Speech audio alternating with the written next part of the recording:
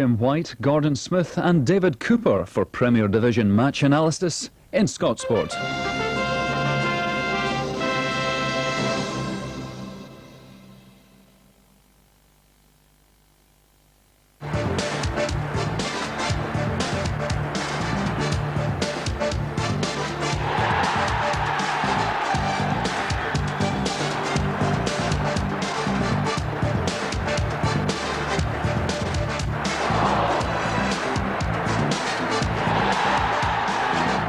Scott Sport is produced in association with Littlewoods Pools, a bigger draw than ever. Fir Park, the scene of this afternoon's live and exclusive TV match, Championship challengers Motherwell against Hearts, who went into the transfer market during the week to sign Brian Hamilton. So, great attention on this game. Rangers dropping points yesterday, Motherwell still chasing. And so the big game kicks off at 3 o'clock. We'll bring you all the action live. With me here in the studio is Gordon Smith and David Cooper. And of course, we'll be looking at all the other Premier action. So, quite simply, sit back and enjoy the best of Scottish football. There are more injury worries for Walter Smith after Andy Gorham was stretchered off at Firhill yesterday. Hibs had the chance to move into second place by beating Kilmarnock, and they took it too. A lack of firepower was a problem again for Celtic as they recorded their 12th Premier draw of the season. And despite efforts from both sides, it was stalemate at Pittodrie between Aberdeen and Falkirk. But first stop, the latest football news, and there's a lot on the go today as we hear now from Paul Cooney out at Fir Park. Paul. There is indeed, Jim. We're all looking forward to the big match, live and exclusive, Motherwell against Hearts. News for Rangers fans in just a moment. You've been speaking to Walter Smith. But first of all, Fergus McCann and David Hay have returned from the continent, and I can tell you this afternoon that they have signed the Dutchman. £1.25 million paid last night for Pierre van Hooijdonk. In fact, I met up with the striker just an hour ago in Glasgow. Celtic's £1.25 million capture from Dutch First Division side NAC Breda has put pen to paper, and he'll play in Wednesday's match with Hearts. Yes, I already signed, and I'm very happy with it. What happened over the last few days? When did you first hear of Celtic's interest? I heard about last Tuesday, and after that, Friday, I get a call of the manager of Breda, and he says that the clubs are already finished with each other. Why did you decide to leave Holland to come to the Scottish Premier League? I had one dream, and I always wanted to play for a big team, a big club. Yes, Celtic a famous name in football, but they're no longer a European force, and the lack of firepower has been one of the reasons for the downfall. I hope that I bring a lot of goals, but the most important thing is the success of the club. When the club has success, everybody is happy, the player is happy, the club is happy.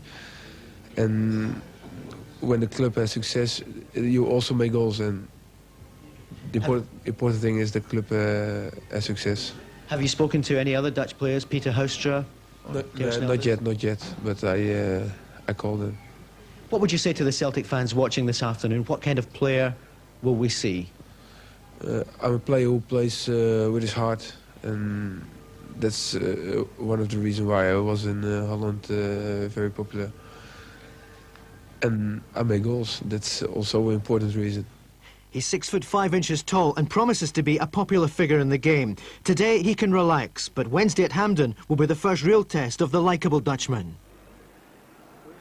So everybody looking forward to seeing the new striker, Davy Provan, a man who knows all about Celtic. You wore the colours for many years. Davy, what do you think about this signing? Well, Celtic have only scored 20 goals in 19 matches, so obviously they've been crying out for somebody with a goal-scoring track record, and this lad sounds as if he's ideal. I suppose people must wonder, why is he coming from Holland to play in the Premier Division? Well, I think Celtic have obviously sold not only Scottish football, but Celtic Football Club to him, and I think Tommy Burns and Fergus McCann deserve some credit for that. They have missed badly somebody up front. How do you think he'll adapt with Andy Walker? Will he help people like young Simon Donnelly coming through? Well, I think recently Celtic have been getting more width than they've been getting for a long time. Good supply of crosses into the box. And Tommy Burns will be hoping this lad at 6'5" will be able to get on the end of them. Everybody thinks of Mark Hateley, tall striker, has done so well for Rangers, but maybe Celtic fans might look to Tony Cascarino, and it didn't happen for him in the Celtic system. Yeah, but you know, this guy has been doing the business in Holland. It's a good league there. He scored 10 goals already this season, and it wouldn't take much to be more successful than Tony Cascarino, would it? Well, everybody looking forward to the big match this afternoon. We'll talk to you about that very shortly. Motherwell still chasing Rangers, Hibs as well. And for Rangers, a blow yesterday afternoon with Andy Gorham picking up an injury early in the match at Firhill. The international keeper's comeback lasted just 29 minutes at Firhill, giving Walter Smith a goalkeeping headache. Well, it's a similar injury to he had in a different area of his calf. So, you know, we'll have to wait and see. It'll be Monday before we know the full extent of that. But it's a very similar injury to the one he had. A gloomy moment for you when you saw that, obviously. Yes, well, he trained Thursday and he trained Friday, and there was no reaction to it at all. And we were quite confident that he would be okay after 2 days training. So it wasn't to be, and we just have to accept that. Davey, a real blow then for Rangers. Why do you think he was played yesterday? Well, I think as the best goalkeeper in the country, Walter Smith would obviously want him back in his side as quickly as possible at a crucial stage in the season. The final decision would be up to the player, and obviously Andy has just misjudged the injury. Andy Rhodes seems to be available, of course, Alan Main now at St Johnstone, and that surprised a lot of people. Do you think he could be on the way? Yeah, possibly. You know, Rangers in young Colin Scott, I thought, played very well in the Old Firm match. They have cover there, they have Billy Thompson as well, so I don't really see any real problem for Rangers at the moment in the goalkeeping position. Walter Smith always refuses to say that the title is over. How do you feel about the championship race? Well, I think it's significant that Rangers have dropped 4 points in the last 2 games. It's obviously vital that Motherwell win here today to close the gap, but you obviously have to fancy Rangers. So Andy Gorham receiving the treatment, and Celtic have signed, as we revealed, the striker Pierre Van Hooijdonk for £1.25 million. Back to you, Jim. Thanks, Paul. Well, Motherwell, they have the edge over Hearts so far this season, although both league matches have been pretty close encounters. Back in August, Tommy McLean made his first return to Fir Park as manager of Hearts, and he got off to the best possible start when Maurice Johnson headed the Tynecastle men in front. This is one of Johnson's last goals for the club before dropping out of the picture. But McLean's joy was short-lived, as Motherwell were awarded a penalty when Phil O'Donnell was judged to have been barged in the area. And Tommy Coyne did his usual competent job with the spot kick.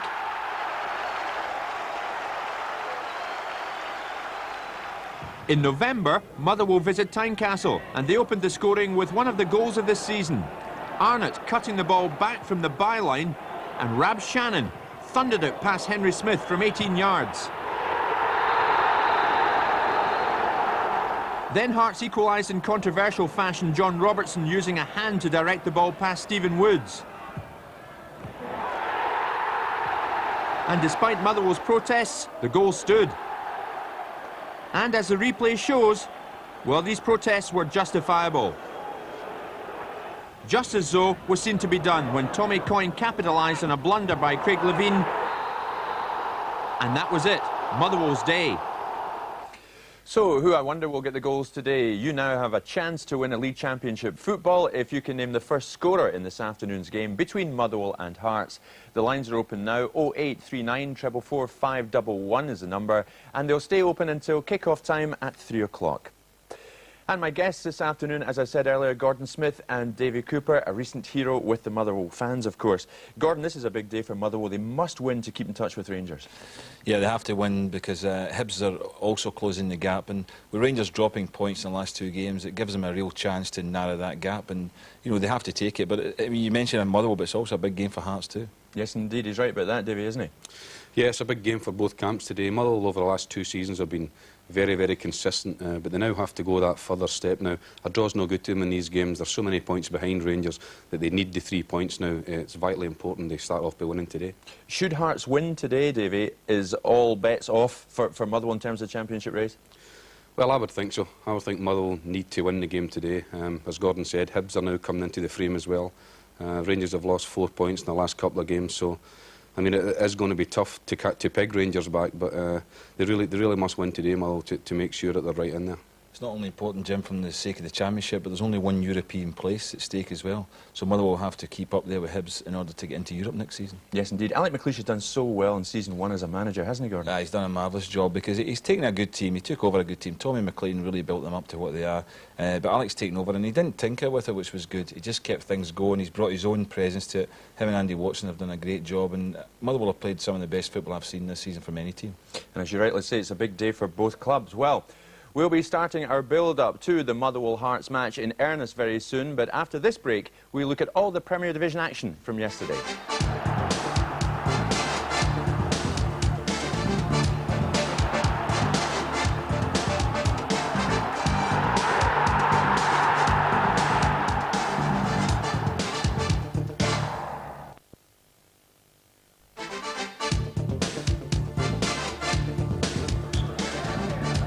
Busby thump. The ball is dropped and it's a goal.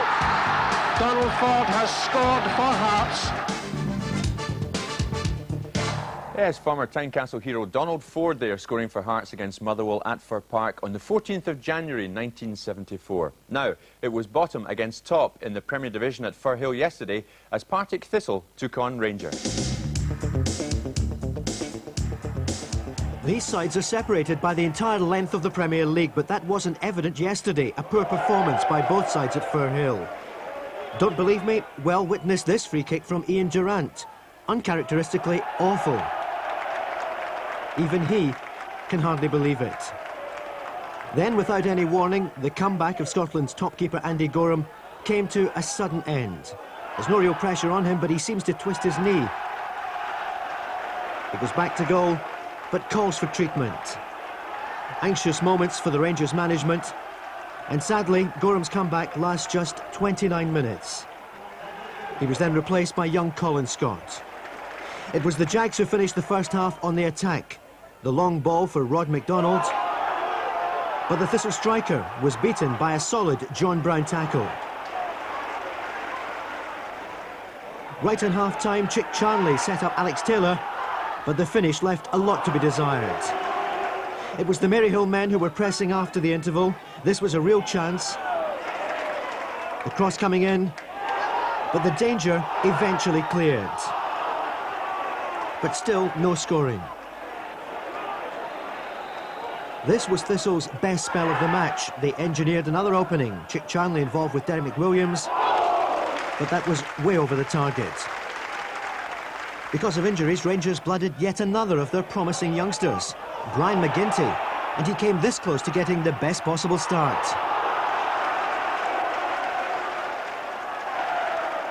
Thistle had their moments as well. Alan Dinny getting involved in the action as the second half progressed. They aimed to make trouble for Colin Scott, and they almost did. He failed to hold it, but MacDonald couldn't quite cash in. But then Rangers did, thanks to a terrific run by David Robertson. Coming in from the left, the 1-2 with Ian Ferguson. And the fullback rifling the ball past Walker. 1-0 to Rangers. Just when another Rangers victory seemed likely, the battling Jags hit back. The cross from Pittman causing problems for keeper Scott. And Alex Taylor was there to whip it into the net. It finished level.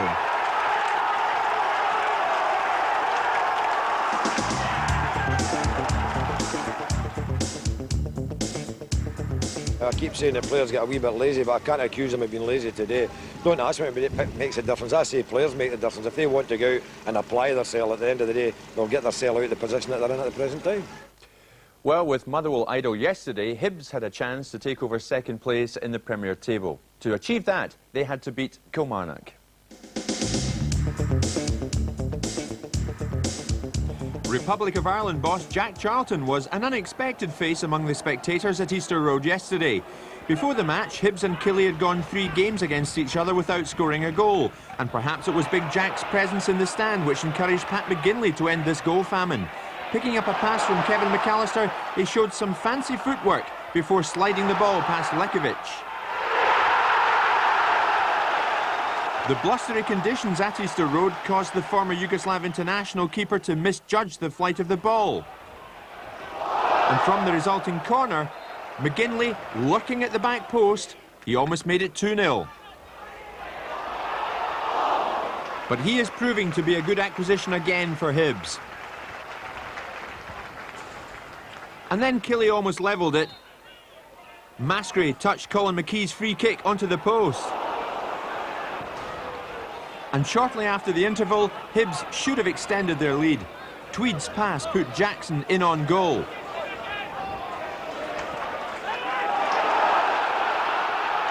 Great pace from him, but he just shot over the top. Then Colin McKee showed his ability. He picked up the ball in his own half.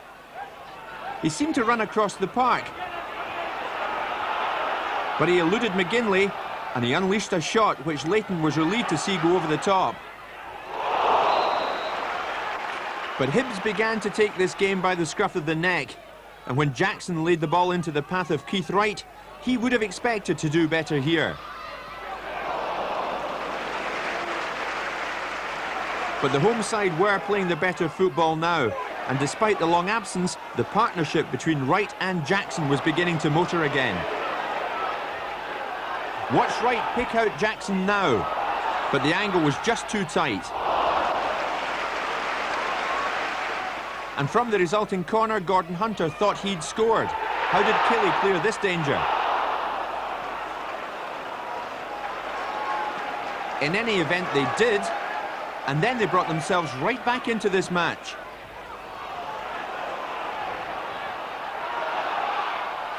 Ali Mitchell made for the byline in one of his typical heads-down runs. His cross was controlled by McKee, whose shot was deflected off Graham Mitchell past Leighton. And suddenly, Killie were back in it. Within a minute, though, Hibs' lead was restored. Wright crossed for the unmarked Michael O'Neill to score his 12th goal of the season.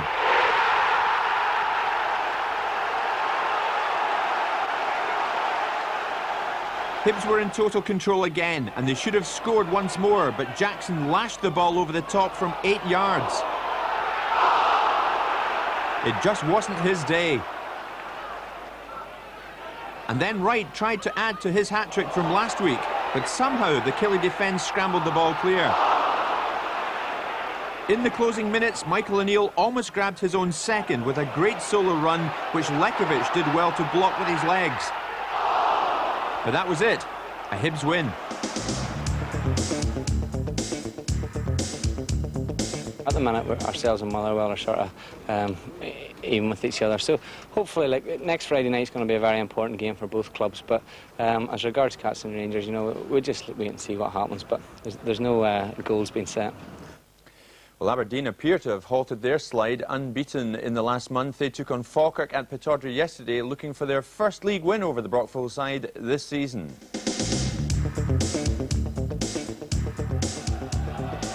Aberdeen were looking to continue their recent revival yesterday when Falkirk visited Pittodrie. They almost got off to a flyer. The cross from Shearer, Billy Dodd scoring it just past the post. But Falkirk, who've been tough to beat all season, hit back. The long ball from Joe McLaughlin. It fell eventually for Scott McKenzie, but it flashed just past. Then the best chance of the first half.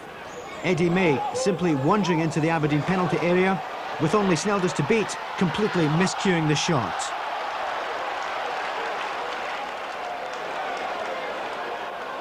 In the second half, Falkirk continued to look the more likely side to score. And Colin MacDonald will be disappointed that he didn't do better with this effort.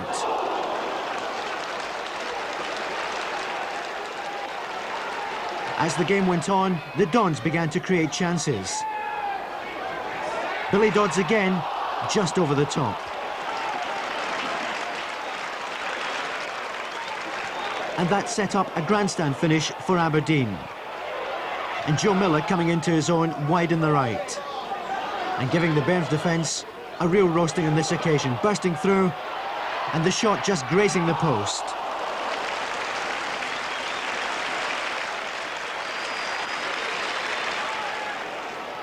Next up for the Dons, substitute Ian Jess getting in on the action. Again bearing down from the right. Tony Parks does well to block the cross. Duncan Shearer looked as though he could have scored. In the dying minutes, the Dons threw everything at Falkirk. And they created a series of chances. One of them coming from a corner kick. It was played short to Dodds. Back to Joe Miller. He teased the Bairns defence. And eventually the ball fell for Paul Kane. But that was tipped over by Tony Parks.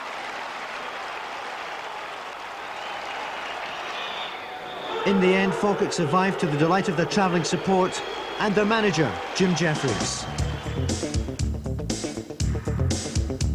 It was a good all-round team performance, worked hard for each other. We tried a new system today and it worked great, and you know, we're very solid. Aberdeen found it hard to break us down. Celtic went into the home tie with Dundee United, hoping to build on their midweek performance at Ibrox. Too many draws have been the problem for Tommy Burns' men, while inconsistency has heightened speculation about the future of Ivan Golats. Celtic introduced yet another youngster to Premier Football yesterday, Jim Slavin, taking up his place in defence.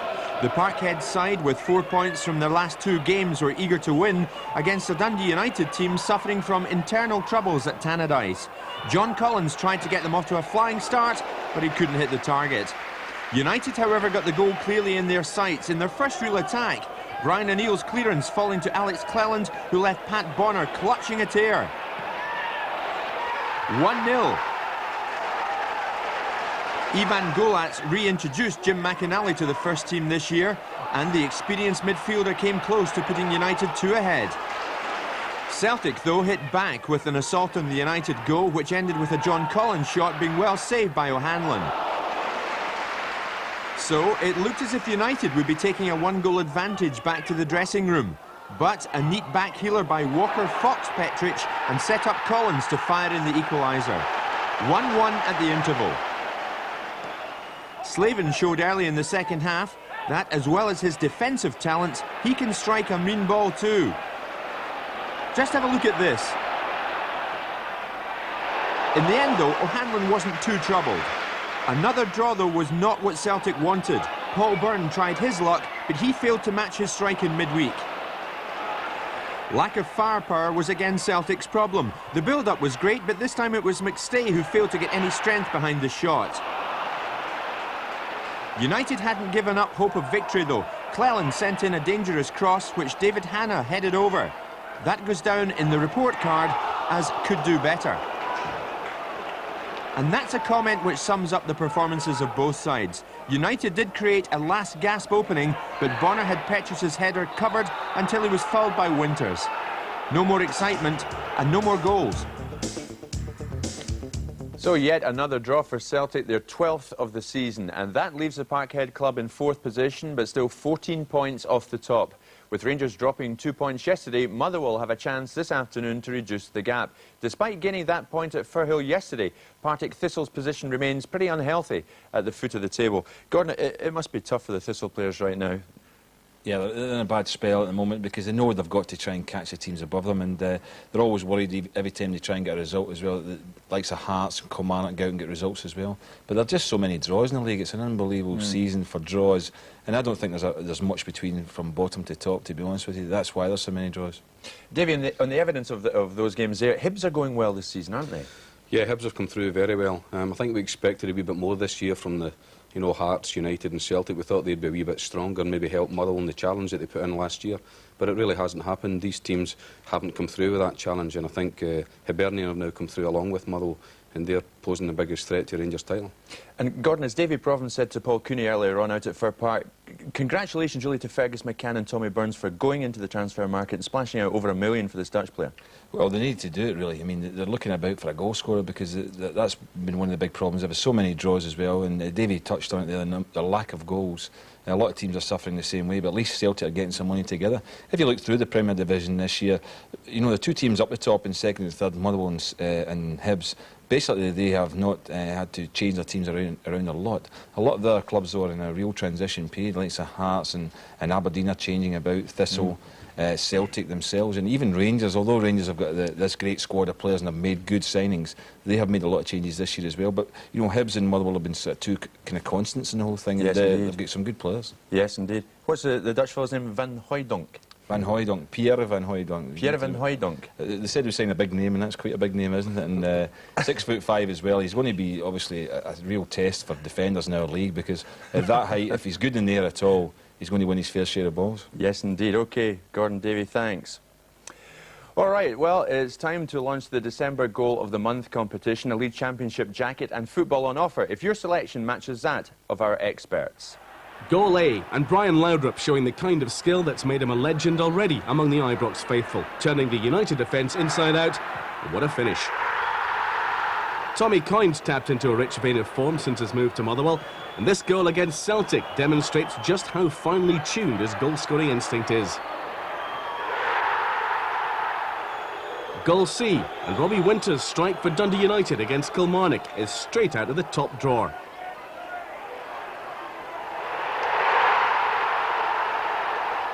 Aberdeen striker Duncan Shearer shows why he's still firmly in the plans of Scotland boss Craig Brown with his exquisite strike against Hearts on his return from injury. Gordon Durie enjoying his return to the Rangers attack with this goal against Motherwell, collecting a pass from Houstra who rounded Woods to secure a vital Hogmanay victory for Rangers.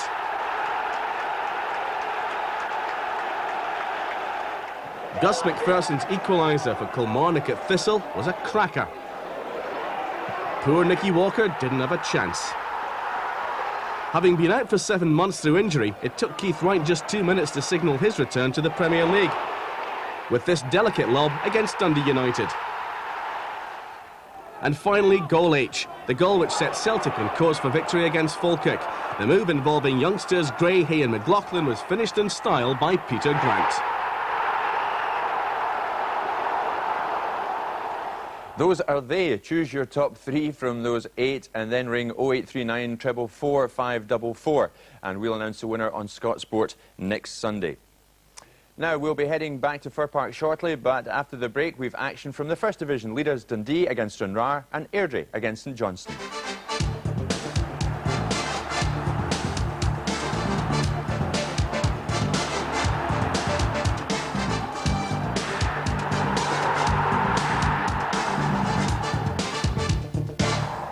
This is not fair, and it's over the top, and it's a penalty, and it's Peter Miller to take it.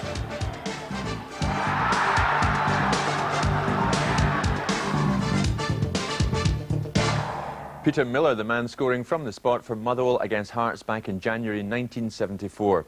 Now, Airdrie didn't enjoy a happy festive period, picking up only 1 point from 3 matches. They were desperate to win yesterday against St Johnstone to stop the gap at the top from widening even further.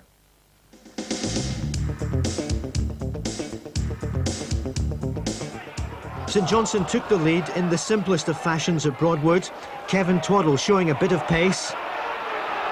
And he slipped the ball past Martin as Stewart was just too late to clear it. Great start for the Perth men. And Saints went one better straight after that. This time Twaddle was the provider. He held the ball up well on the left, and when he crossed, watch out for Paul Cherry, getting away from Paul Jack to score his side's second goal. The boos from the Airdrie fans said it all. The Diamonds should have cleared the danger a lot earlier. Opening goalscorer Twaddle took a knock, and sadly for him, it was all over. Ex-Thistle striker Isaac English came on for Twaddle, and he nearly got his first goal for his new club in the second half. He's got good pace, English, and he got away from Graham Hay, but Martin got down well to block the shot. Next up, a rather unsavoury moment. John Davies doesn't exactly hold back in this challenge with Paul Dees. Watch out for Jim Weir and Kenny Black having a heated exchange of words.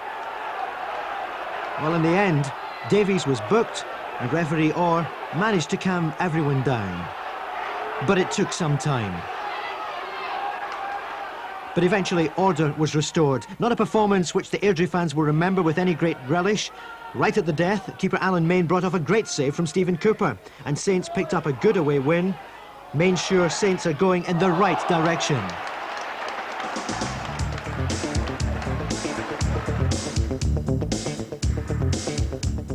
Definitely, I think it's a good chance to have a good run now. We've got Dundee on Wednesday, it'll be a hard game again, but other boys showed a great attitude today, and I just hope we can, same result, I'll be happy. Well, Dundee are proving to be the real pace setters in the First Division. They're consistently winning their matches and they're still unbeaten at Dens Park. It was therefore a tough task facing Stranraer yesterday when they made the trip over to Tayside.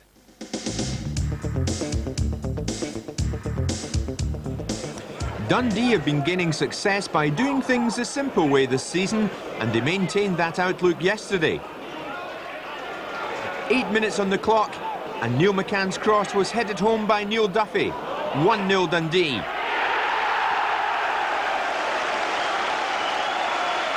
And the Dens Park side could have gone 2 up just after that. Hamilton playing so well this season, he took up good position. He saw nothing was really on, so he had a go himself. Ross flapped at the ball, but neither Teasdale or Shaw could force the ball over the line. Not much to excite the Dens crowd in the first half after that, but shortly into the second half, Dundee went 2 up. How about this for an individual effort? Paul Ritchie did it all on his own. A good run and a good shot. 2-0 Dundee.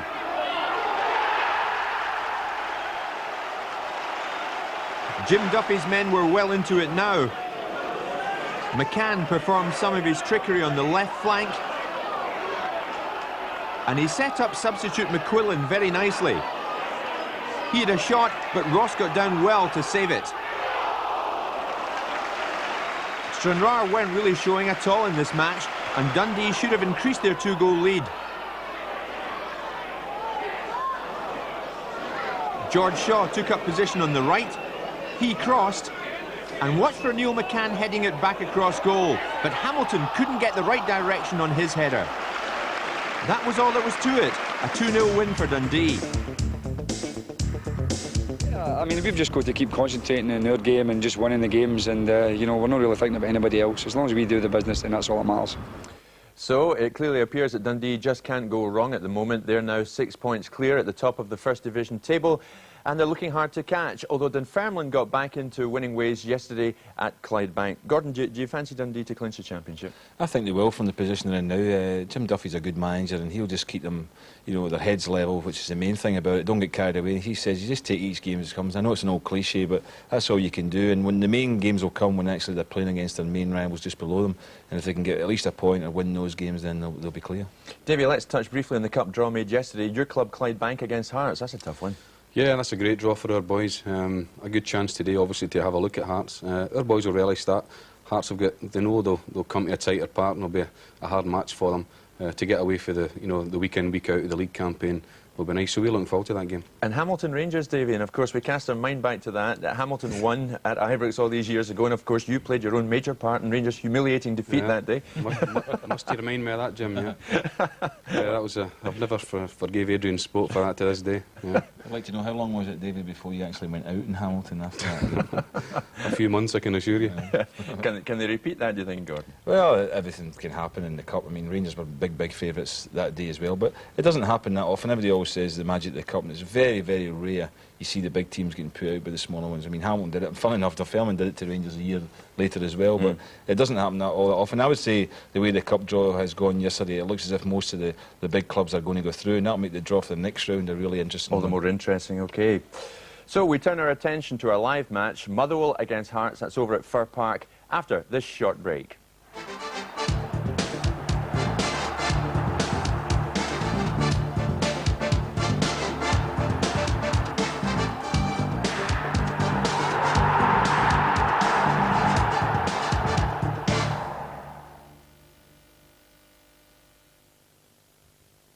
Good afternoon, Zirab. It's time to get up. It's morning, and the name's Tim.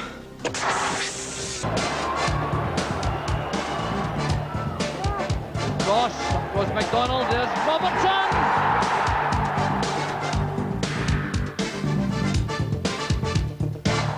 Yes, he was scoring goals then for Hearts. He's still scoring them yet. John Robertson finding the target against Motherwell back on the 14th of March, 1987. Seems like a lifetime ago. Well, let's go back to Fir Park now, where Paul Cooney is with Motherwell skipper Chris McCart. Chris, you're in the warm-up at the moment. How are you feeling for the match this afternoon? Yeah, we're all looking forward to the game. It's vital that we must win today. How disappointed were you with the result against Rangers, which was a close match for much of it?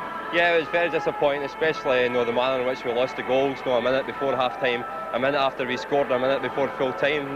So hopefully we can keep our discipline a wee bit better today. Tommy McLean coming along, your former manager, does that add an edge to this game? I think it does, for the players and for the fans itself, I think, but the game's vital to both teams, and we're going all out to win the game. What's your Scott Sport prediction? Well, Motherwell will win. No Dougie Arnott, what's the problem there? He's got a cracked rib, and Brian Martin's out with strained calves, so hopefully they'll be back in the next few weeks to strengthen the team. The great strength of your team, though, is the consistency you've had and the formula that you've played to. It's continued under Alec McLeish. Well, that's right. No, for teams like Motherwell, no, we can't afford any injuries, and so far it's been quite good, but in the last few weeks we've started to pick up some, so it's up to other players to come in and prove their worth their place. Chris, we'll let you get back to continue the warm-up. Thanks very much. Back to Jim in the studio. Thanks, Paul. Gordon, we were wondering why Arnott wasn't in. McGrillen's in for him. McCart tells Paul a cracked rib. Yeah, he got injured against Rangers. I think it was a collision actually with Basil Bawley in that match. But McGill's a very mobile type of player. Dougie Arnott has got a good relationship with Coyne. That's the only problem I foresee there, that maybe that relationship's getting broken up. But McGill's the type of striker that likes to get in behind defences, and he's got a good left foot. He scored against Rangers in that last match, and he's always dangerous when he's running onto balls. Davey, let's have a look at the Motherwell lineup there, the home side, obviously, this afternoon. As we say, no Arnott, but McGrillen is in for him. How do you think they shape? Yeah, I think they're looking very strong. I'm delighted to see Krivokapic playing in the side. To me, he's a total football player. You won't see him playing long balls up the park at any time. He settles Motherwell down at the back. And as Gordon says, McGrillen coming in, he's a very capable young lad. I think he'll play well up front with Tommy Coyne, although Dougie Arnott has been doing very well. I've been interested to see how McSkimming does in one of his early matches as well. But they're looking very confident. They've been very consistent in previous weeks. And as you heard Chris McCart speaking there, they aren't even talking about draws. They know they have to win this game today to keep up there. Both teams need good results for different reasons, so it should be a good match. As you rightly say, Davey, both sides looking for victory this afternoon. Let's talk about the Hearts side then, Gordon. Obviously, Tommy McLean's trying to make his own print on that side, isn't he? Oh, he definitely is, because you look at the team, I think there's only 4 players actually in the side today who were there at the beginning of the season.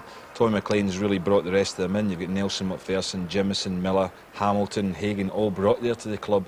And, you know, like Frail was only just at the club last season. Sandy Clark brought him in.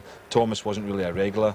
He's taking a big chance. He's leaving a bit of experience on the bench as well in Robertson and Mackay, 2 players who have done a great job for Hearts over the years, but he really does want to change things round, and it is a bit of a speculative team from Tom McLean's point of view, but I think he's also going to try and match Motherwell in terms of the formation. I think what you've got to remember here as well, Jim, is Tommy McLean obviously knows every one of these Motherwell players inside out. Of course. So tactically it'll be very important. He'll know every one of them, what they can do and what they can't. Yes, he's very shrewd, Tommy. Yep, indeed.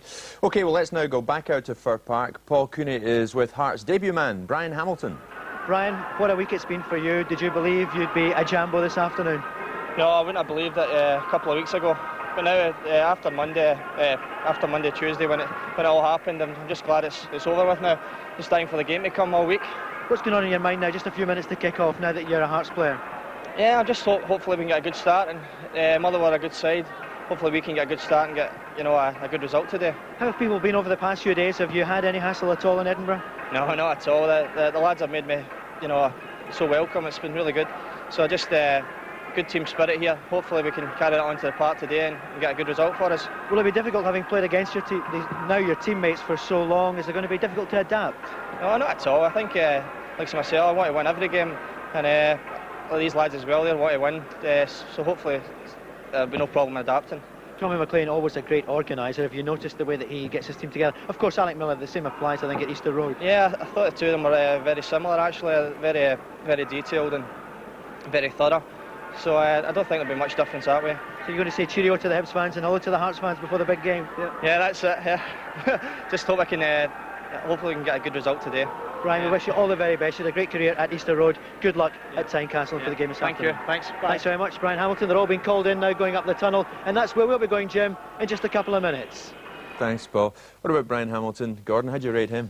He's a very good player. He's a workman-like player as well. He's got good ability. He's a good passer of the ball. But the main thing about him is he links up with people. He allows other people to go and play in front of him. And I think today he'll have a good role to play in against the midfield of Motherwell, because they are very, very mobile in there. Lambert and Davis have been tremendous this season, I think, playing little 1-2s. And I'm certain that Tommy McLean will give them a detailed job to try and snub Motherwell in that midfield area. I think Paul expected Hamilton to have a black eye, having crossed from Hibs to Hearts. Yeah, well, this is it. It's a big game for him today, the lad. It's like, Hearts and Hibs, when you move about these teams, it's like Rangers and Celtic. You run the risk. Yeah, it'll be interesting to see the kind of reaction he'll get. But as Gordon said, he's a very capable player and good player, and he's a guy who can get goals as well. And what about Tommy Coyne? We've spoken about him so often this season, Davey, but he's still doing it, isn't he? Well, he's Mr. Goals, isn't he? Tommy will score you goals in any situation. He'll go to any team and he's just got a knack of being in the right place at the right time, and he links well with everybody else, and he actually makes goals for other people as well. He'll be looking to add to his goal tally today, but a very important player for Motherwell. He's a smashing pro, isn't he, Gordon? Yeah, he is, and he makes great runs off the ball. That's the great thing about Tommy Coyne. He makes these little diagonal runs away from defenders, and that's why I think that they will play with Insurance and McPherson sweeping today. And I'm sure they'll pick Tommy Coyne up man for man, David. I mean, it's probably Jimison or Berry will get detailed that duty. Yeah, I think they would have to do that. He's very, very dangerous in the Motherwell set-up, the way they're playing just now. And Davey singled out Krivokapic. He fancies him highly, rates him highly. You do too, Gordon? Yeah, a terrific player. He plays football from the back, which is great. I think they are missing Martin to an extent. You know, Martin's a player who has done a great job for Motherwell over the past season or two. But Krivokapic, I think, had a big role to play in Martin's development, because he was the man that started Motherwell playing the ball out from the back. They're still doing it. They play great football. They will throw the ball out to defenders. They'll take the ball in defensive situations and try and play through the midfield. Not many teams do that, but Krivokapic was the man that started all that for them. It's fair to say, Davey, on paper, when you look at that side, McLeish has amassed himself a good side there, hasn't he? Yeah, he has, and I think one of the main reasons that they've been consistent the last couple of seasons now. They're now staying clear of major injuries. OK, Brian Martin's out just now, but I remember playing in the Motherwell side under Tommy when there was 5-6 players out at once. They're a very capable side, a good bunch of guys, and what he is doing now, he's keeping the injury level fairly low now, and he's managing to keep the nucleus of the team week in, week out, and this has proven successful to them. And we're not forgetting Hearts, obviously, Gordon, but again on Motherwell, they're title challengers in their own right, aren't they? Yeah, Motherwell are, but I think what Hearts will try and do today, I think they'll just try and match Motherwell and stop Motherwell playing first and foremost. Tommy McLean will want to bed his team in that respect. They'll have a lot of respect for Motherwell because he knows those players. McSkimmy's coming in today for Dolan, what he's been in the last couple of games is doing well. They know, Tom McLean knows that Motherwell can really play if you allow them to play, and I'm certain that he'll set himself up first and foremost to stifle Motherwell first and then try and play off of that and try and get the ball up to a couple of youngsters in Thomas and Hagen up front who'll be runners for them, and I think that's the way they'll set up. I'm certain it's going to be first and foremost a slightly defensive formation. What do you think about Tommy McLean, Gordon? A lot has been said that he may or may not move to Tannadice to join brother Jim. I mean, would that unsettle him and the players at Hearts?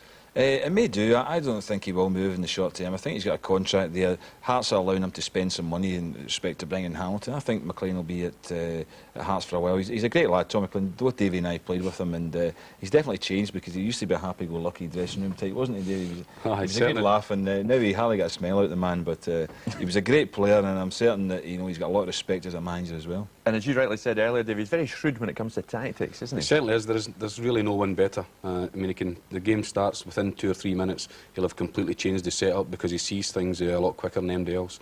But he'll do tremendously well at Hearts, and as Gordon says, I think he'll be there a long time. I don't think he'll move at this moment in time. He's done the same at Motherwell. It took him time to get it right, but I'm sure he'll get it right there as well. And of course, again, as you said, he doesn't really need to have done much homework for today because he knows Motherwell inside out. Well, exactly. Every one of these players, apart from just a couple of them, he knows exactly what they can do, so he'll set his stall out to counteract these players.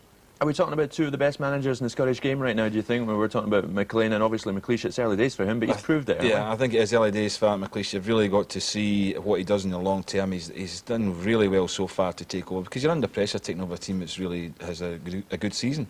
And he's kept it going, but Tommy McLean has proved over a long length of time he's a very shrewd man.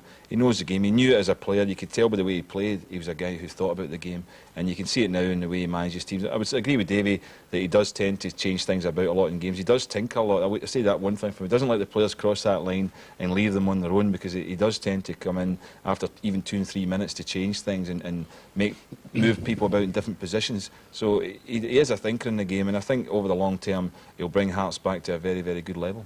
If he's in the dugout, you should always play in the opposite wing from him, I'll tell you that. That's true, though. He's not a man to cross, is he, Dave? Oh, no, he lets himself be heard, I can assure you. Yeah. Do you feel he is capable of taking Hearts right to the top, Gordon? Yeah, I think he will. I think he'll revive them. If the Hearts get the sort of crowds back and the money that could come into the club, they've got resources actually to be up there challenging in the same way as like Aberdeen and Dundee United have over the years there. And I think that he could build Hearts up to being a very, very good side. But it'll take time. I mean, it took 10 years to build that Motherwell team. Yeah. You know, had to bring in like the old stages like Davy Cooper there for a while, but he will find the good players. He's brought McPherson back to the club. He's brought in the likes of Jim Bett now, and he's brought Brian Hamilton, who's younger and has got a longer term there at the club. He's making a lot of changes. I'm certain he hasn't finished buying and moving people on. He's got a lot more to do before his job's finished, but he'll take his time. But he will keep Hearts in the Premier Division, which is the main thing for them. And through time, he'll build a team that will challenge for honours. How did you look back in your time at Motherwell, Davey? Any regrets leaving at the time you did? No, certainly not. I had a great few years at Motherwell. You know, winning the Scottish Cup with them was tremendous. No, I left at the right time for me, but I mean, as Gordon says, the football was starting to be played then, from the back right through, and people like Krivokapic, and they're reaping the benefit from that now, and it's great to see them doing so well. How would you assess their potential at this particular time then, Dave? Well, I mean, they have been the team over the last couple of years, consistency-wise. They have been absolutely tremendous. If you go back to Christmas time a couple of years ago when they had the injuries, they suddenly got the players back and they regrouped then, and they've had a tremendous run ever since then. And I think as long as they stay clear, as I said earlier, of major injuries and not have too many players out at once, then they have a great chance of staying up there. The problem with teams like Motherwell is the resources, and once 4 or 5 players are missing, they don't have the same you know, pool to bring the players, younger players in. So if they can stay clear of major injuries, they'll be up there for a few seasons to come, I'm sure of that. That point, David, was perfectly illustrated yesterday, Gordon, in terms of Rangers. I mean, almost a totally unrecognisable side Walter Smith was forced to field yesterday because of emergency ward 10. Well, that's right. That maybe gives the other teams a little bit of a boost that are challenging Rangers, because although they looked to put together a great run, which they did, they were winning matches, all of a sudden they've got these injuries and the other teams can pick up points on them. So, you know, the league's not really over. It will be difficult for them, because if there's any team capable of putting together a winning run, it is Rangers when all the players are back. But, you know, you just hope that the season's not going to be over too early, I don't think, because we want to see competition in the league, because it's bad enough as it is, you know, with just being a small league. We don't want to see one team just shooting away in front at this early stage of the season. That is the danger, isn't it, with Rangers having such a high profile and such strength and depth? Well, it is. I mean, there's no point in disguising the fact they've got the best players either. I mean, if Rangers get their full team out there, the way they're playing recently, even Walter Smith's even rejigged the tactics, and I think they've been playing really well, a nice way to watch. But, you know, Celtic took the 2 points off them at Ibrox last week. They lost 2 points again yesterday with another draw. So if they keep picking up draws and the other teams were to win, like Hibs and Motherwell, they could narrow the gap. But I think there's more danger of Rangers actually getting all their players back and putting together another run, rather than the teams getting too much, getting too close to them anyway. So who are you taking briefly today? Today, I think the Hearts will get a draw today, actually. Yeah? Yes. A draw? What do you think, Davey? No, I think a very tight match today, but I think Motherwell will win by the odd goal. OK. Well, time now to head to Fir Park for live action of today's Bells Premier Division match between Motherwell and Hearts. Our commentary team, summariser Davy Provan and match commentator Jerry McNee. Welcome everyone to Fir Park for the first league game here of 1995. And both teams, as you can see, have come out onto the field. So let's have a look at the Motherwell lineup. And Motherwell forced in to change this afternoon, as we have Paul McGrillen coming in for Dougie Arnott, and it looks very much as though they'll set up at the back as usual with McCart, Philibin and Krivokapic. Krivokapic coming in, of course, for Martin, who's been out now for several matches. And a look at the Hearts team.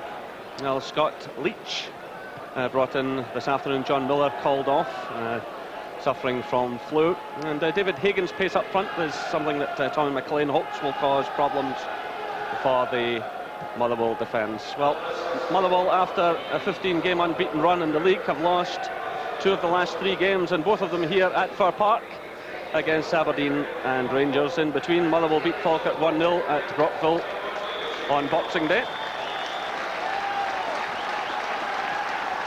So Louis Thur, the referee, preparing now to start what's a highly important match for both sides. Hearts trying to climb their way up the league. Hearts just 1 win in the last 8 league games. They've had 5 defeats, including 1 by Motherwell at Tynecastle and 2 draws. But they did win 3-0 against Partick Thistle on Boxing Day. So a final check of the watch by the referee, and away we go for this match. Motherwell hoping to get back into 2nd place. Hearts can do themselves some real good here this afternoon. They could leap up to 5th place if they can get themselves a victory, and they do have a game in hand. So Tommy McLean starting to get things together, and a lot of changes in the Hearts lineup since the last time we saw them in a Scott Sport outside broadcast against Aberdeen a couple of months ago. Tommy McLean wheeling and dealing in the transfer market, very little money to spend. So here come Hearts, and it's Neil Berry, and the referee awarding the free kick to Hearts, who are in a hurry to get on with things, and he wants that one retaken. So McPherson moves forward into the area. to lend his height to the attack. It's played though towards Jim Bett. And that goes behind for the goal kick. Well, the new stand going up there, as you saw in the background. And they should be ready for the month of March. And that will get the capacity further forward. Motherwell anxious to get this ground finished. They've spent some £4 million on it over the last couple of years.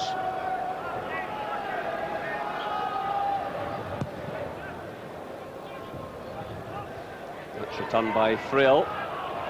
Touch on there by Hagan, picked up by Thomas, but then comes Philibin. Through now to Tommy Coyne, who's very quickly closed down by Jimison. This is Lambert now for Motherwell. Through for McGrillen. Good solid challenge going in from Neil Berry. Well, Neil Berry's put his injury worries behind him. He's missed only one of the last 17 games. That's good news for him and for Hearts. So this game tends to be a bit of a physical battle when these sides meet. Interesting to see what happens this afternoon. There's McPherson getting in the clearance. Kravokovic tries to get forward and he's held. Hagan was the offender.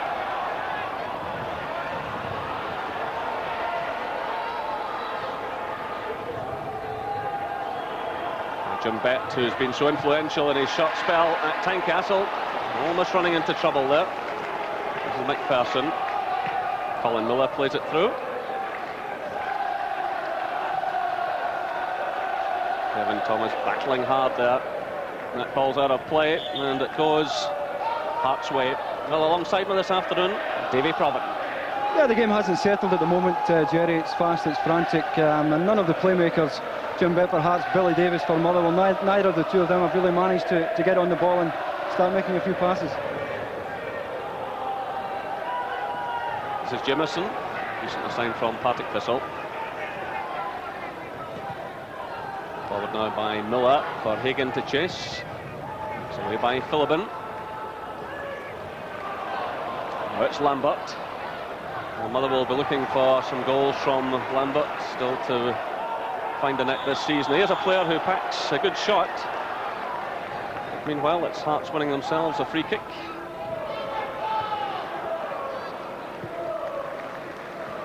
Come off the head of Sean McSkimming.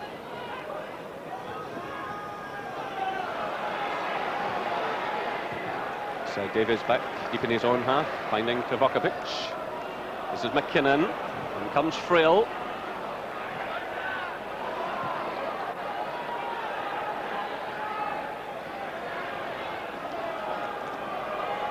Kravokovic to Philibin.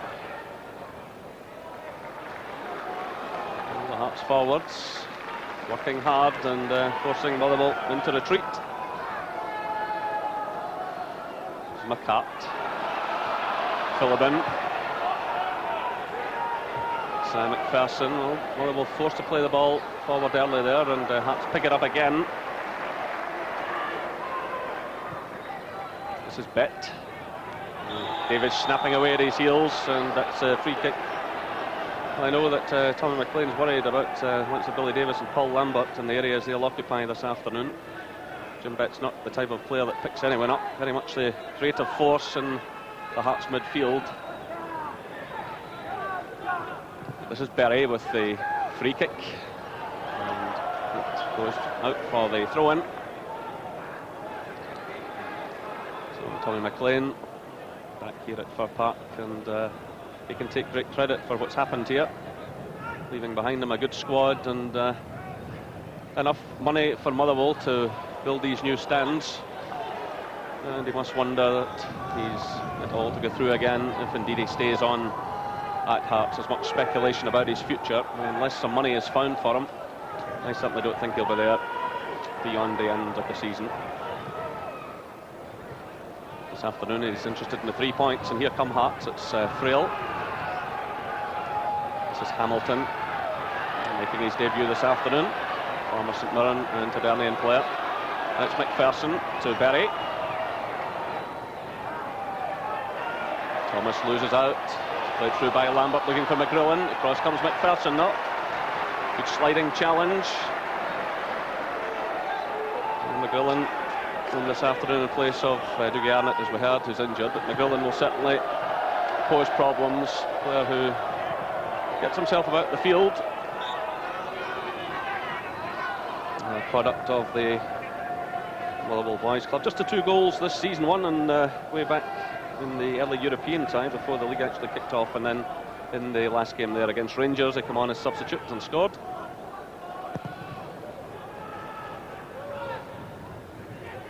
Sam McCart's header taken down by Bett, played through by Colin Miller. This is Lambert stepping in from Motherwell, trying to pick out Coyne, but the pass goes astray. This is Thomas, out towards Frail. McKinnon comes to meet him. That's out for the throw to Motherwell. Left by Travokovic to McKinnon. So the former Hartlepool player with the long throw forward, but Frail intercepts. A touch on by Coyne to McGrillen. It's Hart's ball.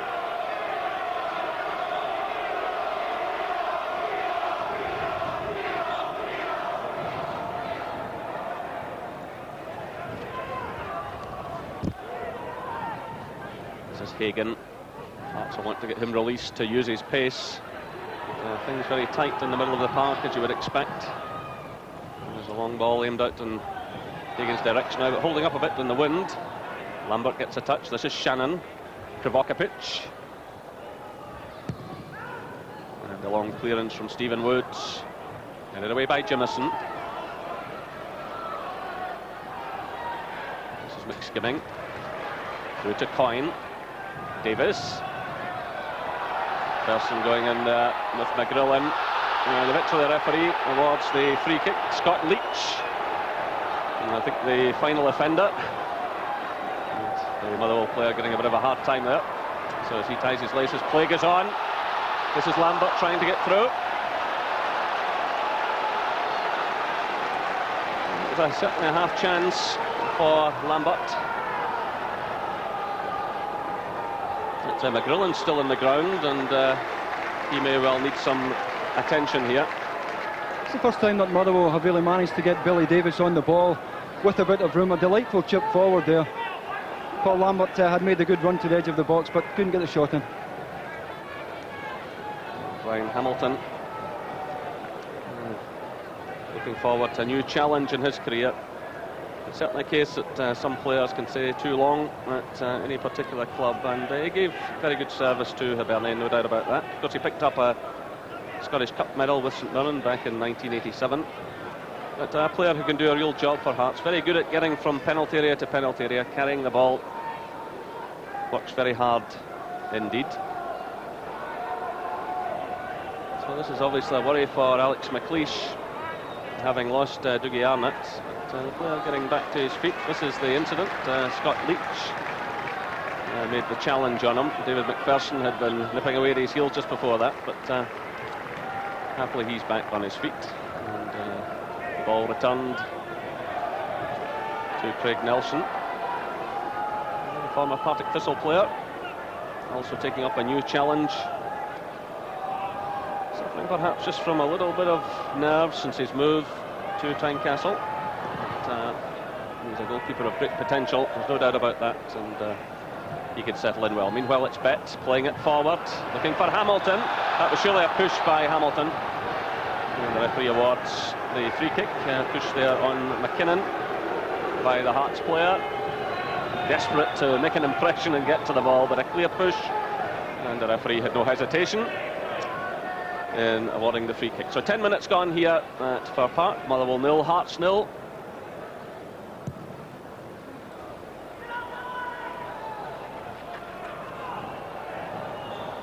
That's awarded Motherwell's way.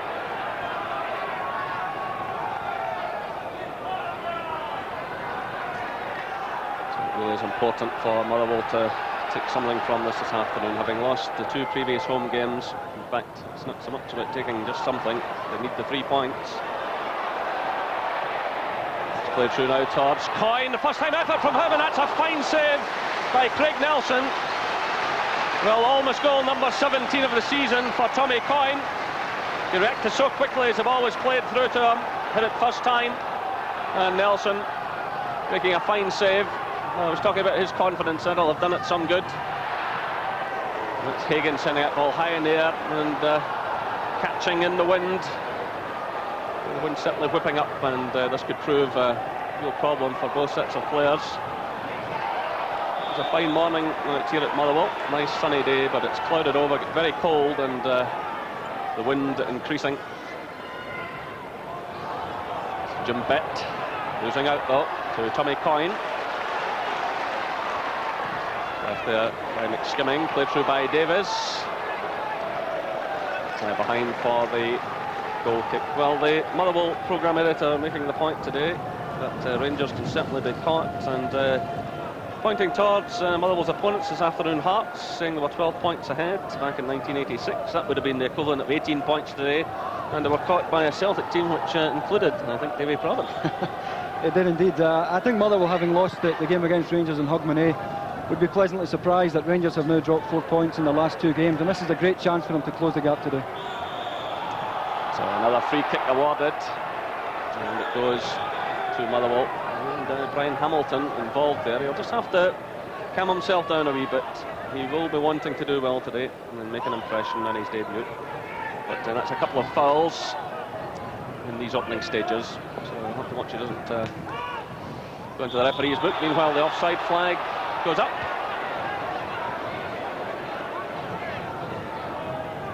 McMillan straying forward.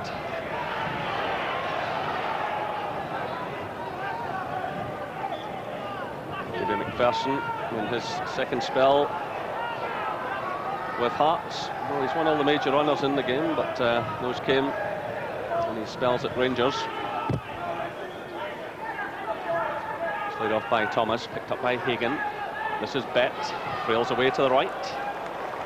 This is Frail. Skimming's with him though. Still it's Frail. Getting the ball to Hamilton. Flipping it forward there. Trying to find Kevin Thomas, but it's easily handled then by Stephen Woods. Well, Stephen Woods ever present in this Motherwell side, his 26th consecutive game this afternoon. Plays it out to Kravokapic. And it's Motherwell's ball. Hagan in there making his presence felt. This is Coyne, nice little touch to Lambert, but Stephen Frail comes across. And Nelson certainly dealt with that comfortably, but it's away from the danger area.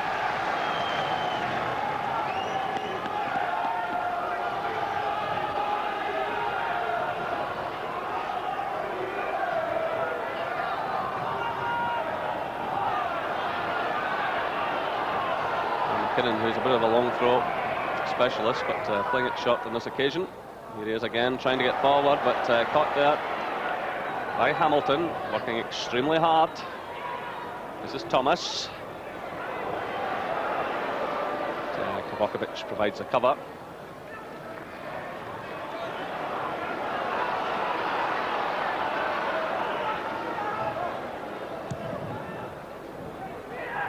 It's watched by Jimison. By Davis. Good ball through towards Coyne, but McPherson comes across and allows that one to run behind for the goal kick. So still no scoring here as we come up to the 15-minute mark. Motherwell 0, Hearts 0.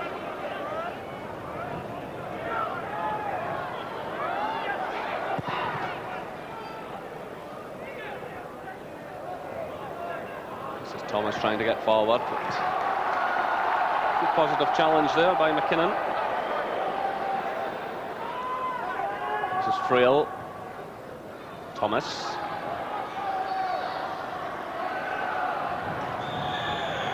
And the referee steps in and awards the free kick to Motherwell.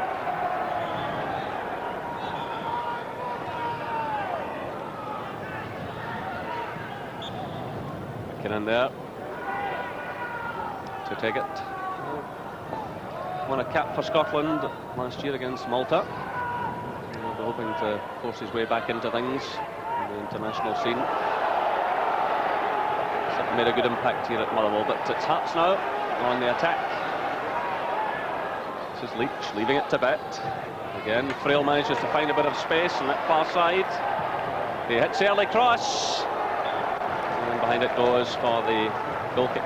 Good ball in there by Steve Frail, but once again the significant player for Hearts, Jim Bett, picking it up and finding Frail wide on the right. He's always willing to go forward, does a similar job for Hearts that Rob McKinnon does for Motherwell, but just too much on the ball across the goal. Well, the Pools panel yesterday gave this as a home win for Motherwell, but they still have it all to do, still no scoring here. Coyne gets a touch, but a little bit of pushing there by Jimison. A number of free kicks awarded so far, and both managers will be hoping play settles down a bit. But the conditions are far from ideal because of the rather strong wind. That's played through by Philibin. Person gets his head to the ball. Eventually it's cleared by Berry. Picked up by Thomas. Ball through the middle now. And chance on, is this a debut goal for Hamilton? It certainly is! A dream start for Brian Hamilton. 70 minutes gone, jubilation among the Hearts fans. Well, he kept very calm indeed there as he ran through onto the ball and picked his spot beyond Stephen Woods. It's Motherwell 0, Hearts 1. It's a great finish by Brian Hamilton, but it's down to Miodrag Krivokapic there. He was the man who stayed in, the rest of them stepped out, and it was him who played Brian Hamilton onside there, but a wonderful finish nevertheless. So a great start for the new boy. And he's certainly worked very hard in these early stages. Put in one or two fouls, but making an early mark. But here come Motherwell now, trying to force the play forward, and they get themselves a corner kick. So they'll be desperate to get themselves right back in to this game. Frail there making the challenge. So it's the shot one. Way there by McPherson. Still Motherwell have it though. This is Davies. Philibin. Played through by Lambert, trying to find McSkimming, but Hamilton the goal scorer. Back in defence. It's a slack clearance by Miller. Let's get it away, and as far as Philibin. Ball holding up in the wind, but eventually dropping behind for the goal kick. So Tom McLean will be well pleased.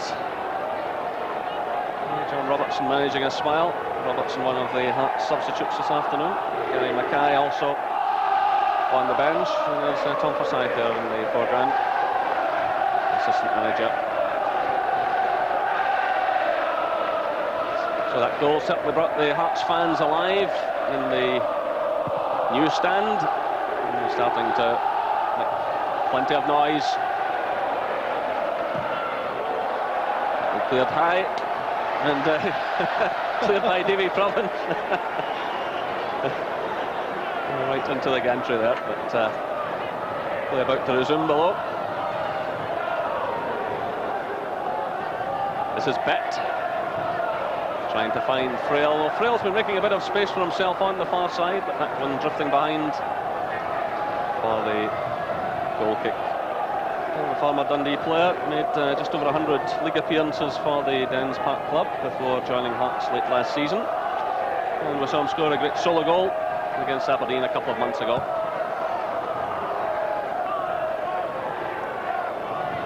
So can Tommy Coyne conjure up something here? Forward now to McGrillen. That's a free kick with 20 minutes gone, and David McPherson getting a word of warning from the referee. And McGrillen was in the end of a challenge from Scott Leach a short time ago. And meanwhile, it's Nelson again making a good save, handling the ball well. Player who'd spell at Airdrie and back to junior football. He's with Ashfield, went across to Cork City in Ireland, and then of course with Partick Thistle before moving on to Hearts. This is Berry. Jimmerson.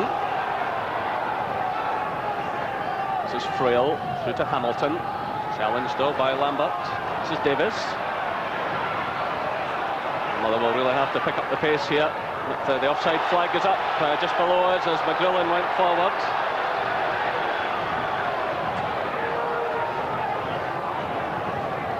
So the ball played through there. Certainly a very close call.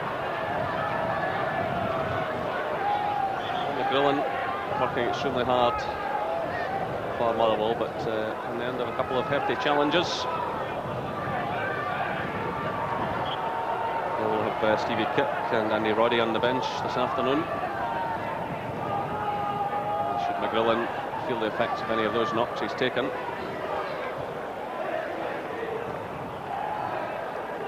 This is Coyne holding off the challenge of Berry. It's played through by Shannon. The ball dropping in behind McPherson, but again the goalkeeper dominating his area. Nelson coming right to the edge there as they had to do. Motherwell pushing players forward. It's a difficult one now for Philibin. Challenge going in from Hagan, and the ball going behind for the goal kick. Philibin keeping calm there. High, awkward ball going towards him. Well, 8 years he's been here at Fir Park.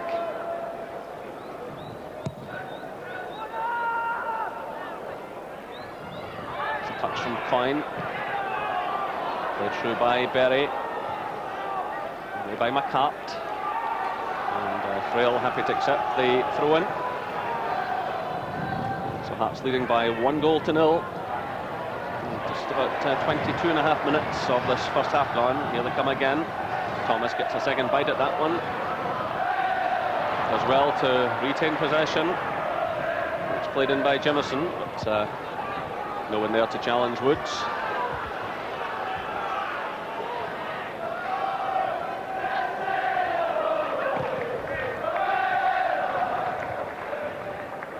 Off the head of Berry, given away, but Frail mops up. And a bit of a miscue by Nelson. But in these blustery conditions, it's not easy.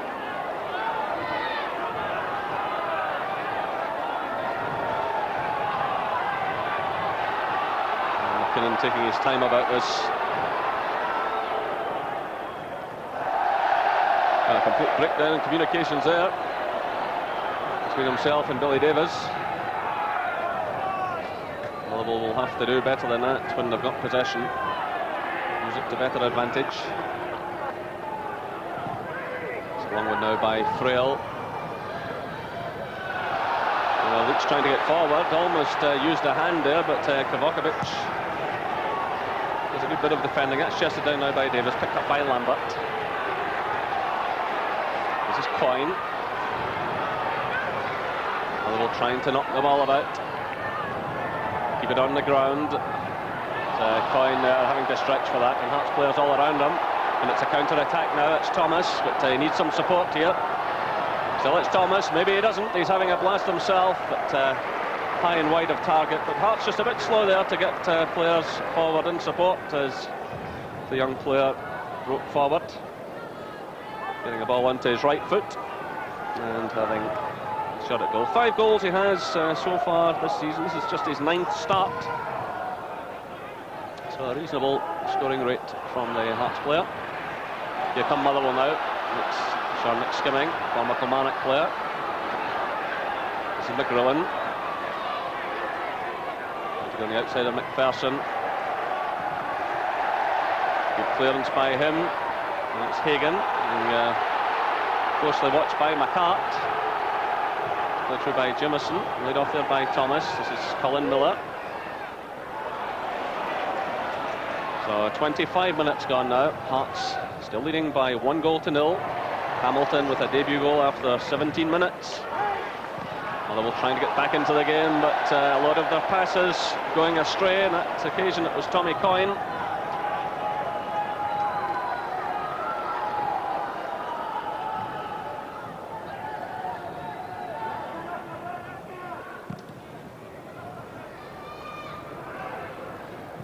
Carefully watched by McKinnon. That's good control by him. Sends it through. Picked up by Jimison, who takes absolutely no chance with McGrillen in close attendance.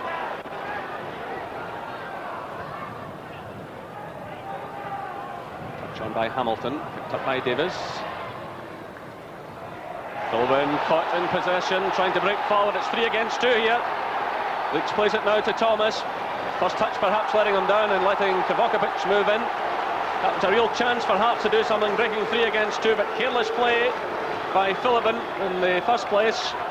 And that's certainly a warning for Motherwell.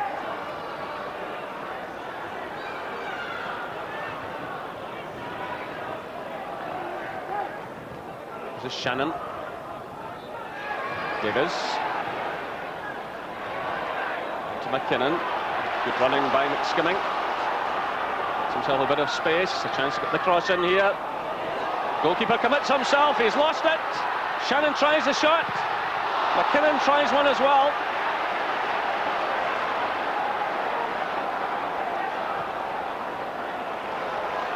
This is McSkimming, so the Motherwell fans getting solidly behind their side now. Motherwell want to get more crosses in to test the goalkeeper. On a windy day like this, very difficult indeed for the keepers. So Greg Nelson survives that particular scare. It's the first time in the match that Motherwell have managed to get Sean McSkimming in that position. That's what he's good at, but he's spent most of his time in this match in his own half. And this is Kovacevic.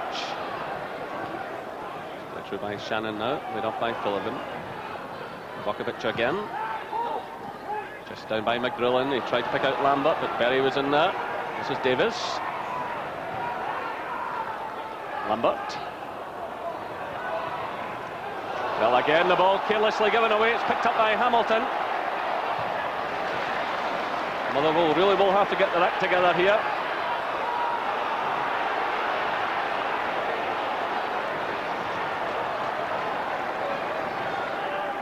This is Thomas for Hearts. And fouled out by Shannon. And Shannon could have no complaint. The referee's decision. Taking the feet away from the Hearts player.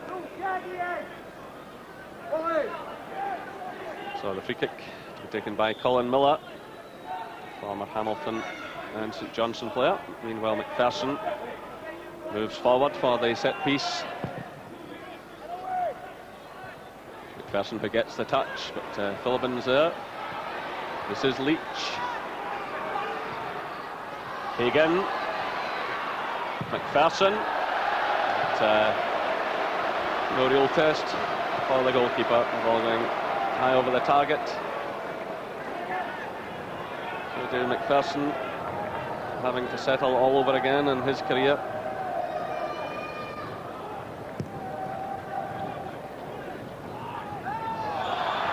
It's a free kick against Neil Berry. Foul on McGrillen.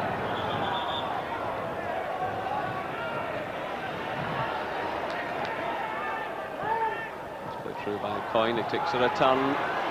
Again, it comes to nothing for Motherwell. Disappointing display by the home side so far. Not just in terms of their attacking play, but too many misplaced passes. And they could be further behind. Hearts are leading by a goal to nil as we got towards the half-hour mark. That's Coyne playing it through. But Jamieson looking quite comfortable when they're ahead of McGrillen and sending the ball out of play. Good season campaigner. He knows what it's all about.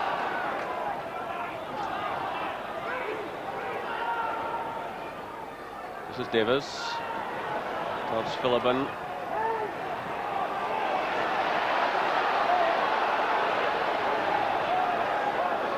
Thomas for Hearts. It's a slack one by him as he tried to pick out Frail. This is McKinnon coming forward. Lambert. Skimming, who's dropped deep again. He's caught by Bet. So just past the half-hour mark. Hearts leading by a goal to nil. Here they come again through David Hagan. This is Hamilton. Hagan again trying to get forward, and that comes off the Hearts player, and it's a goal kick. Well, David Hagan involved in a recent move from Rangers. £150,000 he cost, but he'll be feeling quite at home. Edinburgh born, and a chance for him to make a new career. A number of first-team appearances for Rangers, but so much competition, of course. for places at Ibrox.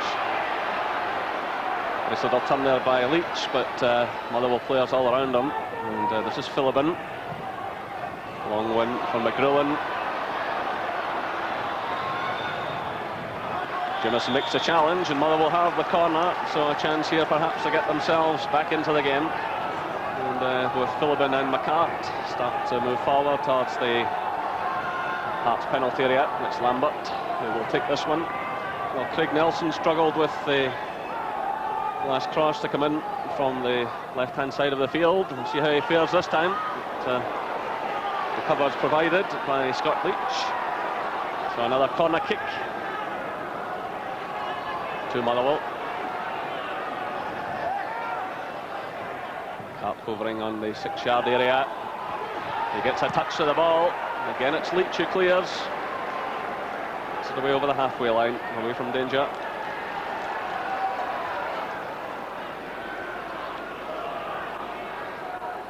Bokovic with the throw. This is Lambert trying to get it through there to McKinnon, but Hearts have the throw.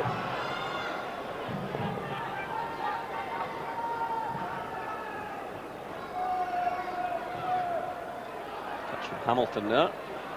Breaks Motherwell's way. This is McGrillen. Finds ahead of him. Still it's McGrillen. Good shot by him, and that's a wonderful goal! Paul McGrillen. Well, right across the goalkeeper into the far corner.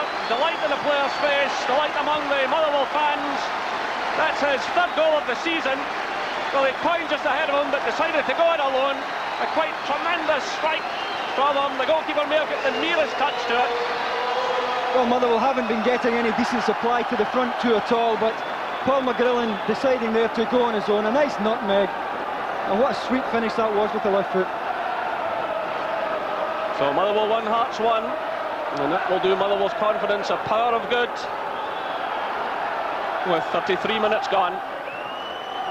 But here come Hearts again. It's Thomas, but just wanted a wee bit too much time there. That allowed Krvokovic to make the challenge. So the return of the Motherwell fans to sing. It was a tremendous strike. This is Miller, and the play it through there towards Hagan. Well, as Davey said earlier, Motherwell would take a boost from the fact that Rangers have dropped 4 points from a couple of games where they were perhaps expected to take all 6. And if Motherwell can cash in now, they're right back in the hunt. They do have a game in hand as well, which could reduce it to the deficit to 6 points. That ball just running away from Rob McKinnon.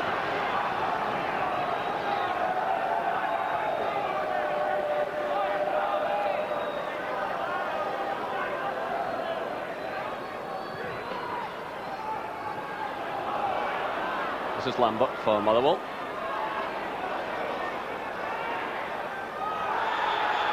Hamilton makes the interception, but the referee has awarded a free kick Motherwell's way.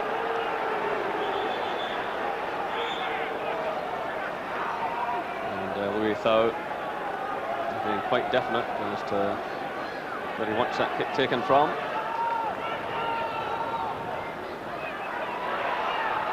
And McCart was well forward. That's hooked away though by McPherson. This is Krvokovic. McGrillen. It's Motherwell's ball. Well, McGrillen in the wars again. Motherwell certainly will not want to lose him. He's made a fair contribution this afternoon, including his goal. But that's the third knock he's taken in this game, and I think that one right on the knee as Jamison came in. He certainly looks to be in a bit of trouble. Yeah, he's struggling there. I think Big Alex will want him back on his feet. He looks as if he's in the mood today. Similar type of player to Dougie Arnott. Does a similar job, the foil for Tommy Coyne. And he's had a good game today.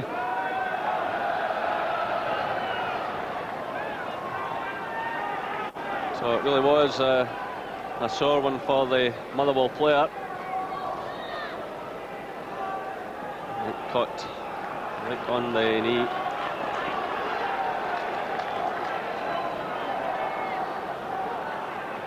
So Stevie Kipp, of course, is very much a super sub for Motherwell down there below us, as is Andy Roddy. But we're just under 10 minutes of the first half left. McGrillen will try to continue it, but Alec McLeish has plenty to ponder now.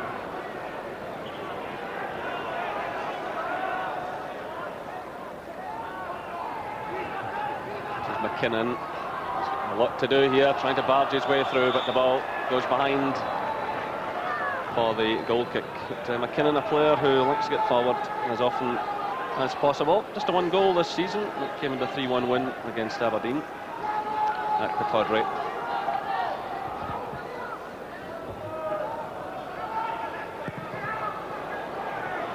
Well, Hearts got away with that one. Berry nodded it forward. It's returned by Philibin. Touch now from McPherson. So Leach going it to Frail. Leach again. And the boot was a bit high there, and yeah, the referee reacts to it. And it's a free kick. So Motherwell 1, Hearts 1. Just about 8 minutes of this first half left. Hamilton the scorer for Hearts after 17 minutes, and McGrillen equalising after 33 minutes.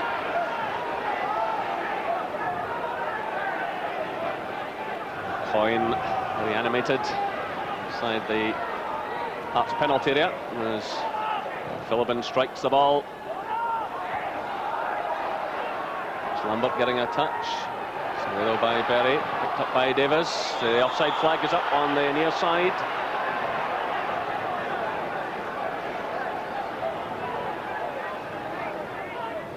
So McGrillen looking reasonably mobile again.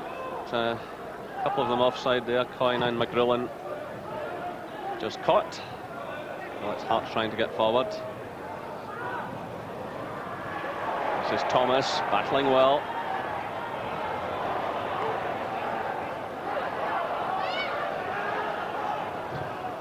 Switch of play by Jim Bett. Good ball to Frail. Plays it through now. Leach tried to leave it there. Eventually it found its way to Hagan, but the effort from him wide of target. A good switch of play initially there by Jim Bett, sweeping the ball across the field, and the final effort wide of target.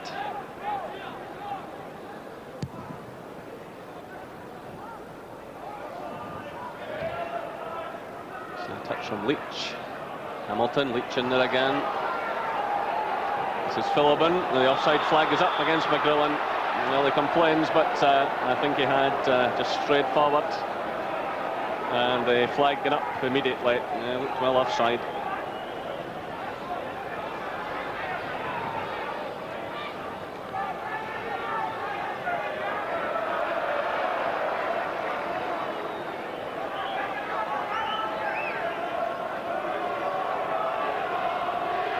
This is McPherson.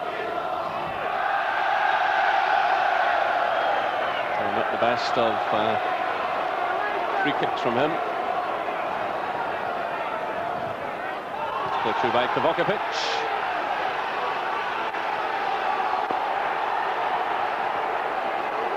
This is Philibin.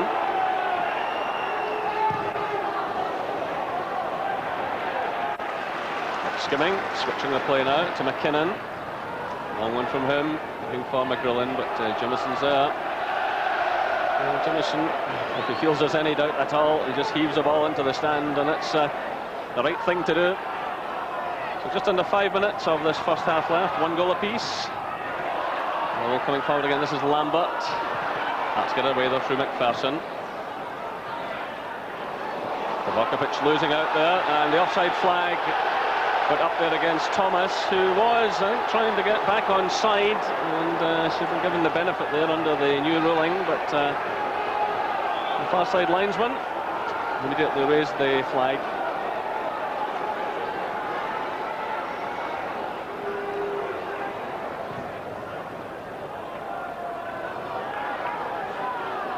This is McKinnon. Free kick, a little bit of pushing going on there. Jamison who's not at all happy with the decision. And the referee now is going to take some action. I think speaking out of turn there. Jim Bett actually, I think, was on the wrong side of the referee. I think perhaps Bett had said something.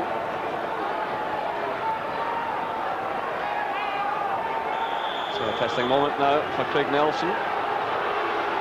And the Hearts defence at the effort, going wide of target.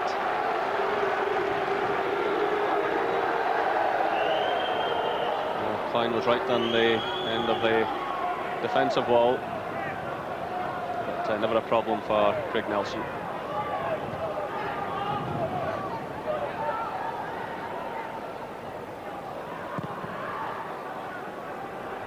Just over 3 minutes of the first half left. Here come Hearts again. It's a good challenge by Krvokovic. This is Thomas again. Aggressive young player, works extremely hard. Not a lot of support for him there. Motherwell get it away. And that's easily gathered by Woods.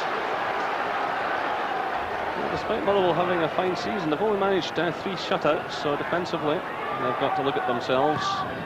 And they'll not be too happy about the manner in which they lost the goal this afternoon. No doubt had a bone of contention at half-time with Alec McLeish, the manager. Players not moving out quickly enough, and it allowed Hamilton to open the scoring for Hearts. But McGrillen getting Motherwell back into the game. 1 goal apiece, and here come Motherwell.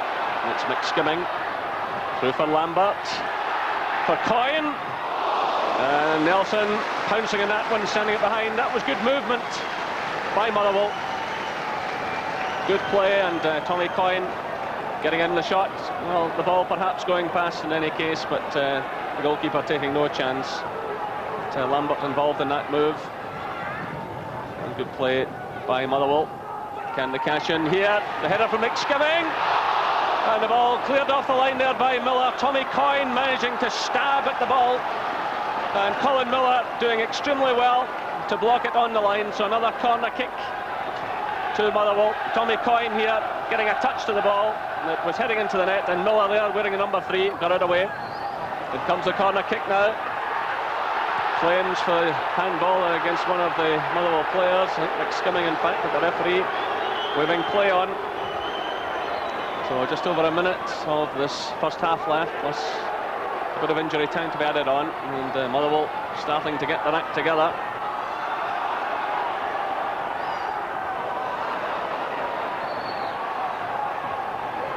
McGrillen surrounded there by Hearts players, so we're inside the final minute of the first half as Hearts try to get forward.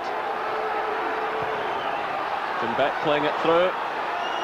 Powerful running by Leach, getting in ahead of Krvokovic. He did extremely well. Defender manages to get in a foot, and the Hearts player happy to accept the corner kick. So 1 goal apiece here. And Hearts with the corner right on half-time. Again, David McPherson moves forward. So can Hearts push themselves back into the lead. McPherson pushing himself forward there, right in front of the goalkeeper. The header going in there from Jameson. And a follow-through shot going in from Frail. So as we move into injury time, Motherwell living dangerously. The header there going in from Jameson, and then Frail following through. So another corner kick. It's Jim Bett sending it in. It's Frail again. That ball takes a deflection. It's another corner. So a good finish to this first half by Hearts, and Frail in particular. That shot was certainly heading for the target, taking a deflection off a Motherwell defender. Again, it's Jim Bett. Another testing moment for Stephen Woods and the Motherwell defenders. Another header going in there from Jameson. It's Leach who gets the touch this time. And it's Lambert who gets it away to Coyne. Well, The referee checks his watch. A little spell of pressure there from Hearts. Yeah, we've got a decent game in our hands now. The Motherwell equaliser really changed the whole match, because up until then they hadn't really played at all, but now they're managing to get Davis and Lambert on the ball and look the more likely side. So the half-time whistle goes. There's a man who put Hearts ahead after 17 minutes, and Hamilton there, and then McGrillen equalising after 33 minutes. The half-time score here at Fir Park: Motherwell 1, Hearts 1. Yes, as Jerry says, half-time at Fir Park, Motherwell 1, Hearts 1. In a couple of minutes, the first half thoughts of Davy Cooper and Gordon Smith. We'll join you in just a couple of minutes' time.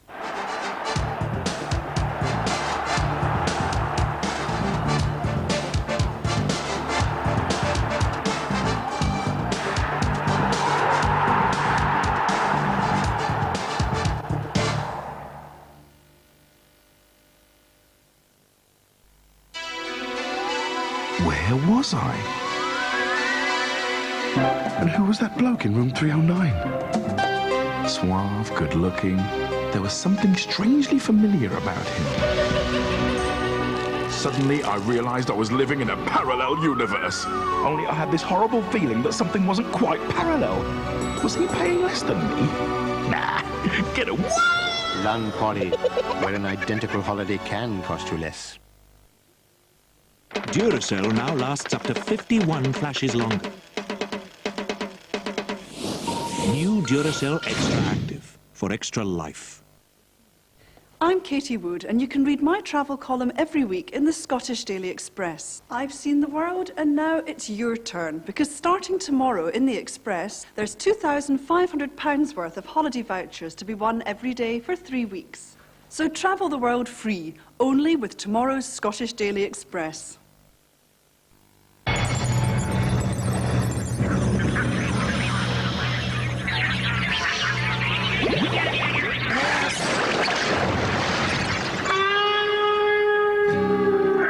It's the power of the menthol vapor action in Hall's Mentholyptus that helps to release the pressure of that blocked up feeling.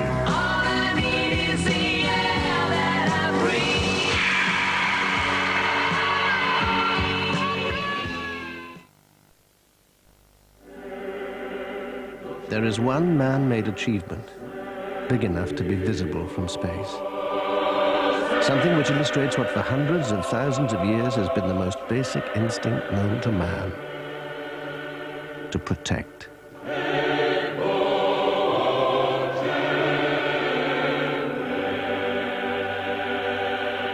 Norwich Union. No one protects more. I'm Susan McConnell. At Vision Express, we take great care of you. Not just your eyes, but your pocket too. Our 2-for-1 offer gives you another pair completely free. And now we're having a New Year's sale, where you can get £25 off many designer frames. Or choose from a wide selection of other frames at half price. And we still make you quality glasses in about an hour. Amazing sale offers and 2-for-1 at Vision Express. Need your loving care, babe. Nivea Cream. And I'll be there. All the care you need. People who iron creases in their jeans. People who always work out their exact share of the bill.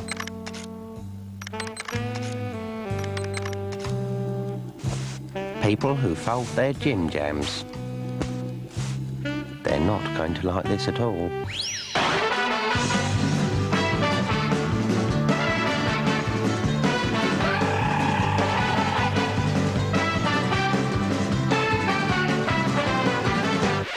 The Tigra from Vauxhall. Fun, if you like that sort of thing.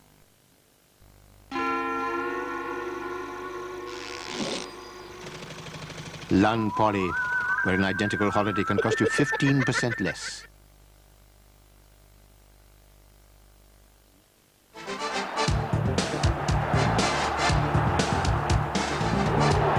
Ball is still in play. A great chance for Motherwell. There's Andy Walker. And the goal stands. Andy Walker there scoring for Motherwell against Hearts in that Scottish Cup quarter-final back in 1987. The game finished 1-1, and for the record, Hearts won the replay 1-0. At Fir Park today, Gordon, it's 1-1. What do you make of the first half? I thought it was a very exciting first half. There's been a few goal-mouth incidents. Motherwell, I think, just shaded it in terms of play. They dominated most of the first half, but Hearts are catching them on the break, and they're always looking dangerous when they're getting forward, although what happened to Motherwell defence for the first goal, I don't really know. Yes, indeed. Before that, of course, Davy, Tommy Coyne looked again to be in the mood today. Craig Nelson had to look lively to keep him out. Yes, Tommy Coyne will always be there to take a chance. I think the thing that's impressed me with Motherwell today is when they've gone one down, they've still kept their passing game. Days gone by, they may have panicked and started to get the ball in the box, but they've lost a goal and they've stuck to their guns. They're still playing neat passes, you know, in the middle of the park, and they're really, I think they look the best side now.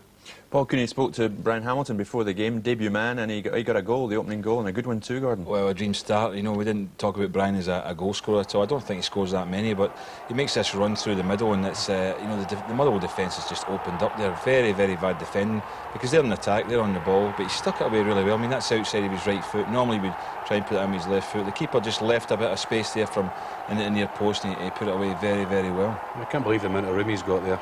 He's come through and nobody's picked him up at all.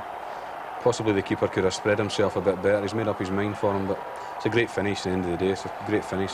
Davy Probin, who saw the whole picture, said that you know, I think Krawalkiewicz was trying to play offside and stepped out there, and or everyone else stepped out and I think left him in. That's what happened, and Brian Hamilton's going through all that space, and when that happens, the defence, they just can't get the time to get back. McKinnon's made the run there, but Hamilton's quite quick, and he's got the run on him from the midfield position. Motherwell then obviously had to attack, and they did, Davy, and they caused the Hearts defence a few problems, didn't they? Yeah, they have been doing that now. As I said, they've been keeping possession in the game, and they're beginning to make a few chances. Paul McGrillen had been playing particularly well at that time. He had a chance here. He maybe could have hit it first time here, Rob McKinnon, but it gets blocked. But I mean, the goal looked to what was coming at that time. They were keeping the ball and they were getting behind Hearts, and it was no surprise when it eventually did. And when they did it in style, didn't they? A great goal by McGrillen. Yeah, McGrillen did really well. I mean, the thing that Hearts have found it very difficult to cope with him, but McGrillen picks up here, a little nutmeg there, I think it was Willie Jimison, and then he strikes a tremendous shot across the keeper, and that's a great strike from that sort of distance. It's a great bit of skill. The wee nutmeg before it will please Paul McGrillen. Puts it through his legs, he just knocks it, and then hits it. It's a dipping ball. The keeper had absolutely no chance there. He got a hand to it, but he was never going to stop it going in. You know him well, David, too. You rate him highly. Yeah, he's a very, very good player, Paul. If anything, he sometimes runs too much in the game instead of some of the small passes, but in that situation there, he's got a tremendous left foot shot and finished it great there. Great stuff. OK, well, we're going for another short break now. In a couple of minutes, it's the second half of Motherwell against Hearts, live from Fir Park.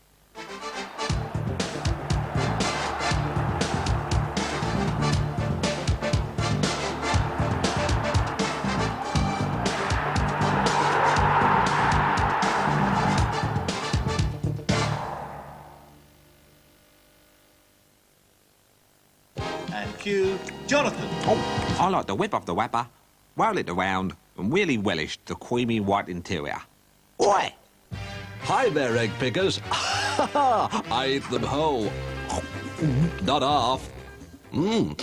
I've started, so I'll finish. 2 furlongs to go, and it's Leicester on the outside of Cadbury's Cream Egg, trying desperately to get on the inside, and it's going to be a photo finish. Edwin, yours. Heartburn. Get Bisodol Heartburn. Fast-acting relief plus a special ingredient for lasting protection. It acts fast and lasts.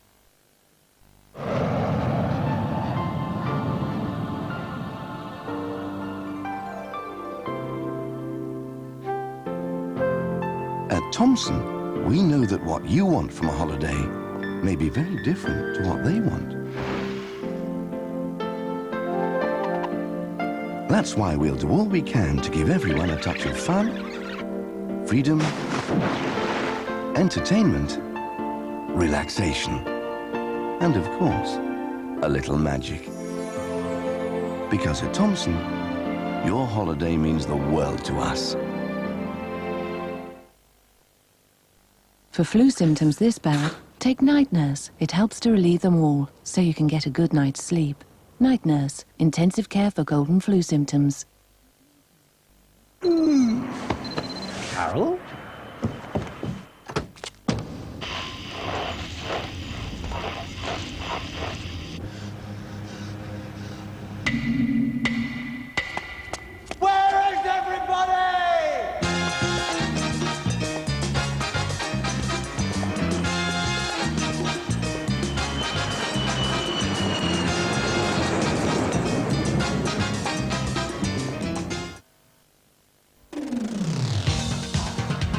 Over 2,000 superior used cars, all makes, all models. And we'll beat any deal you've been offered elsewhere. That's our Better Deal Challenge. Nobody beats Appleyard. You stand accused of ruthlessly collecting tokens from the Daily Record and Sunday Mail. And now, I have no alternative but to give you a sentence that will wipe that frown from your face. I sentence you to 10 years of hard cash. You will be taken from here and given £100 a day, every day, for the next 10 years. Buried for 1,000 years. What is that? Prepare to enter the Stargate. What a rush.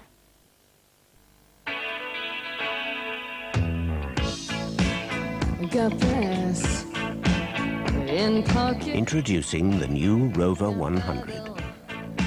It's compact and perfectly formed. Intention of feeling mental. Gonna make you. It comes with a whole new safety package and a chic new style.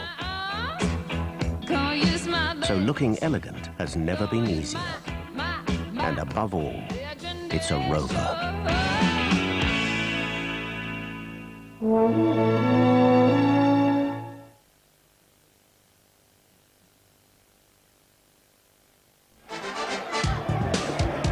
Busby again.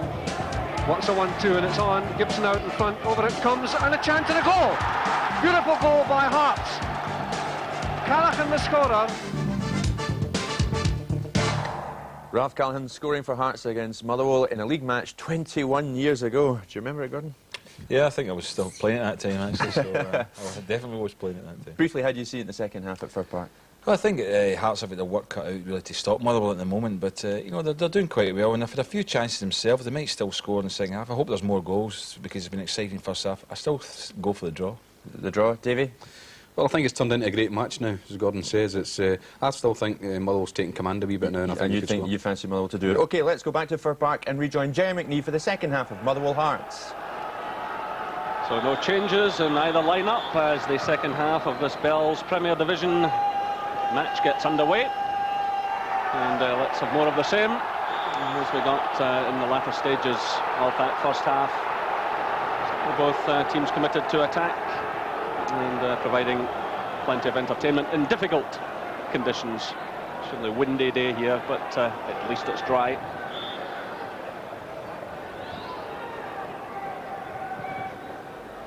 So Philibin with the ball forward, headed on by Lambert, away by Berry.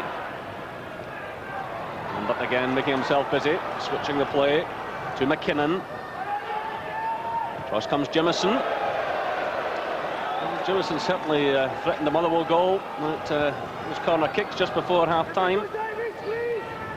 And the one consistent thing about him this afternoon defensively is that if he's under any kind of pressure, he doesn't stand in ceremony. The ball goes straight out of play.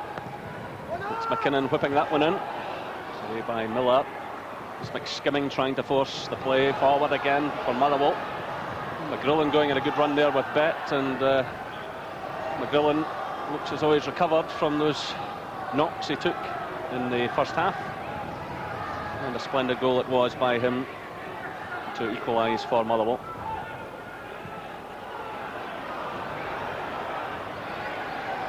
He answers the referee, and Thomas has taken a bit of a knock, but getting back to his feet.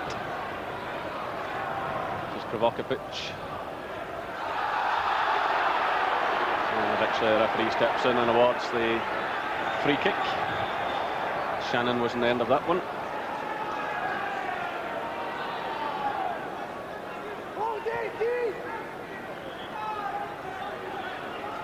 The referee telling Motherwell to retreat, Billy Davis in particular, and while McCart has moved forward into the area, it's played in his direction.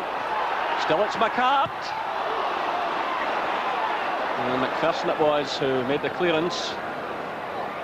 It's Frill getting the touch, and Motherwell have the throw. Well, I'm sure Alec McLeish impressed in his players at half-time the importance of picking up the 3 points this afternoon. Yes, certainly Hearts need them as well, but if Motherwell are to maintain their challenge to Rangers, they really have to take the 3 points here this afternoon.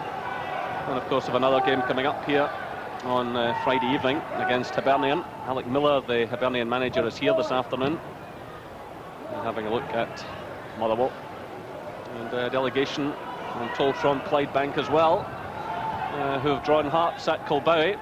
So they're here having a look at Tommy McLean's team.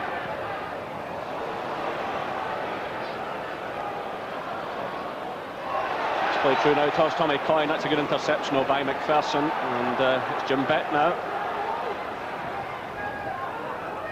Forward to Thomas. Hamilton runs in support. This is Hamilton.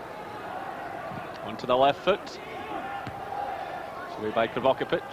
Chested down by McSkimming. Picked up by Davis. Now it's McGrillen. Tie runs right into Jimison. It's played there by Bett to Frail. Trying to pick out Leach, but Mother will have it again through McKinnon. And it's away by McCart. And it's Motherwell's ball. Well, this year marks the centenary of Motherwell playing football here at Fir Park. And nice to see it in such good order. £4 million spent by the club, and Chairman John Chapman can take a lot of praise from that. And of course, the man down below is Tommy McLean, the former Motherwell manager who worked so long and so hard here, not just as manager over 10 years with Motherwell, but also as a director of the club.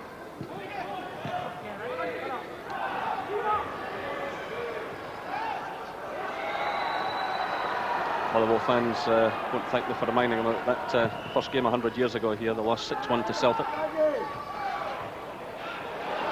But, here come Motherwell. This is Shannon. It's easily taken by Craig Nelson.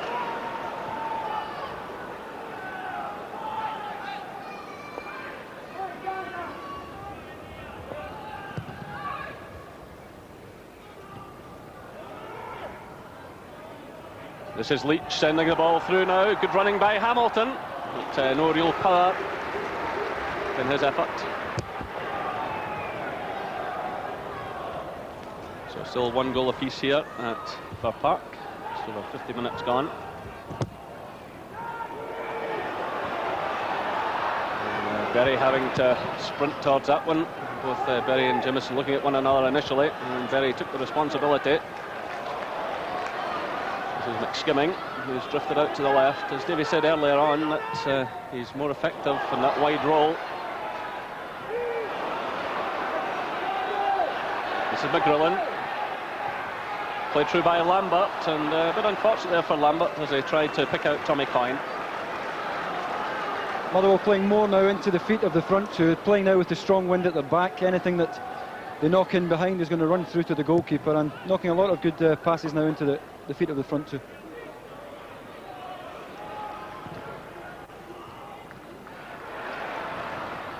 This is Berry for Hearts. It's Hamilton. Hearts starting to get players forward. If Hamilton can keep that one in play, but it just runs away from him. But he can be well pleased with his debut. The wind there certainly not helping as it carried the ball away from him, but he can be well pleased with his first half goal and his overall performance.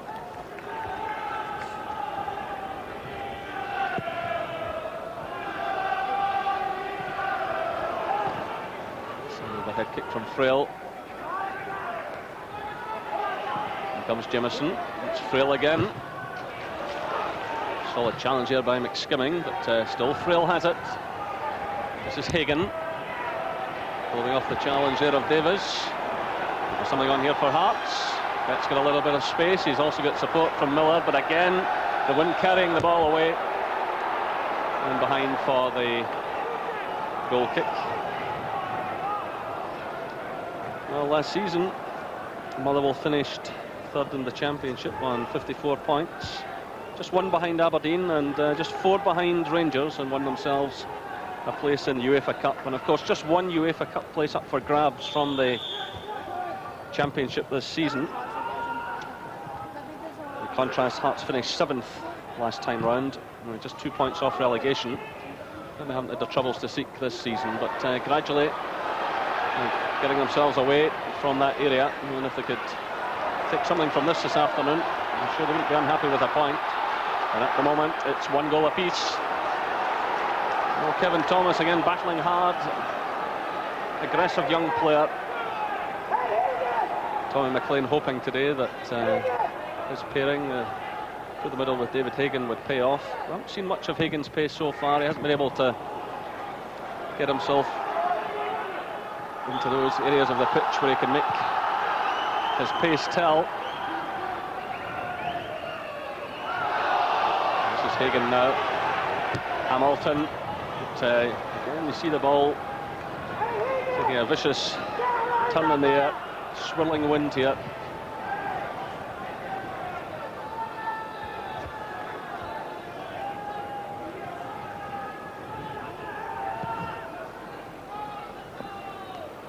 This is Berry with Coyne.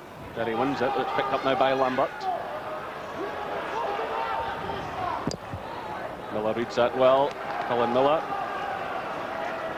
Canadian international player, of course. Played through by Coyne, away by McPherson. Leach gets a touch. Thomas in there bravely with his head.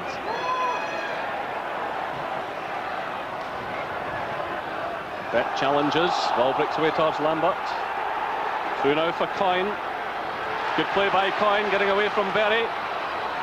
This is Davis. The ball deflected. The ball deflected off Jemison as Davis played it. Well, better play by Motherwell. Tommy Coyne firing it in. He had a few options there. And that early shot by Davis coming off Jemison for the corner kick. And it's Davis to take it. So Philip and McCart have moved forward. It's McKinnon trying the shot, but high over the target. Playing his 19th consecutive game this afternoon. Very much a seasoned player now for Motherwell. He's one of the real bargains that Tommy McLean picked up to bring here to Motherwell.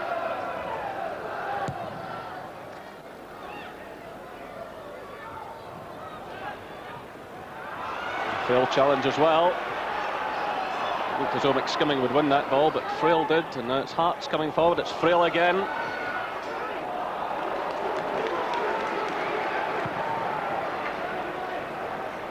Good long kick by the Motherwell keeper. Hearts getting themselves into trouble here. It's McGrillen, and it's well taken by Nelson, but self-inflicted wounds there by Hearts. A bit of dithering in defence, and that allowed McGrillen to have the shot at goal. This is Leach, but perhaps pushing up and just too far ahead. But he wins himself the corner kick. We're never quite sure where the ball's going to end up in these conditions. So McPherson moves forward, so too does Jemison.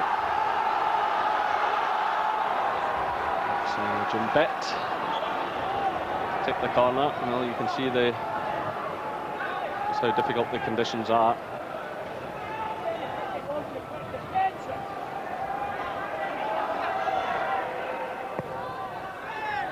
Swings it in, and the goalkeeper takes no chance, pushes it behind for another corner. Stephen Woods, 6'2", and stretching there to knock that one behind. And he did the right thing in the circumstances.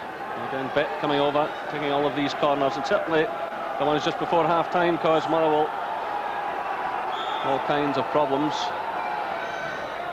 Played into the near post this time, headed away by Coyne. McGrillen gets a touch. This is Bett. Takes a tumble, but the referee not fooled by that, and it's a throw-in, tacked in against the corner flag.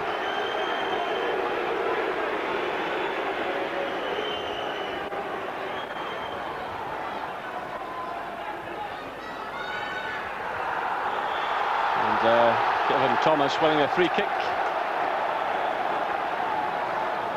persistent play by the young Hearts forward, and Kovacevic conceding the free kick. So more pressure now for Stephen Woods and his defenders. They'll face those corner kicks. They now face a free kick. Again, it's Bert. He plays it now to Frail. And trying to curl that one in, but again, high wind, the ball way behind for the goal kick.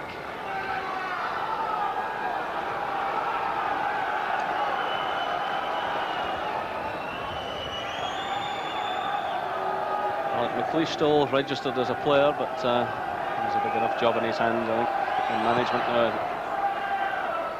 I think his appearances will be few and far between. And of course he has good defenders out there, and we're hoping to have Brian Martin back over the next few weeks. So still Motherwell 1, Hearts 1 here. Both goals coming in the first half. Hamilton for Hearts after 17 minutes, and McGrillen, there he is, after 33 minutes.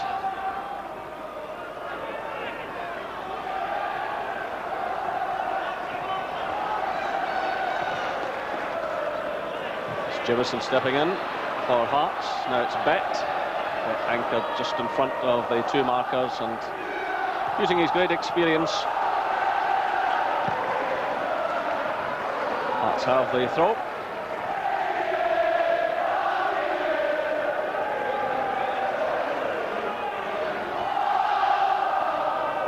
This is Hagan. As well to retain possession, it's Bet. Just kept in play there by Frail, but losing it to Coyne. Frail in there again, he's a persistent player, as Stephen Frail, but Philbin gets the ball away. Returned by Jimison. This is Frail. Davies for Motherwell. Away by McCart.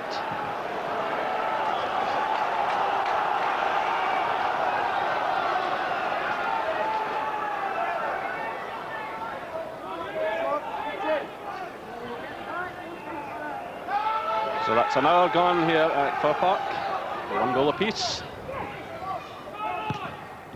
Frail trying to get Hearts going. Digs in again, but loses out. This is Bet. Good ball by him through to Hagan. Good skills by Hagan, getting away from Philbin. Still it's Hagan. And Frail just running that one out of play, but good play by Hagan. Persistent play by him, showing some good close control there.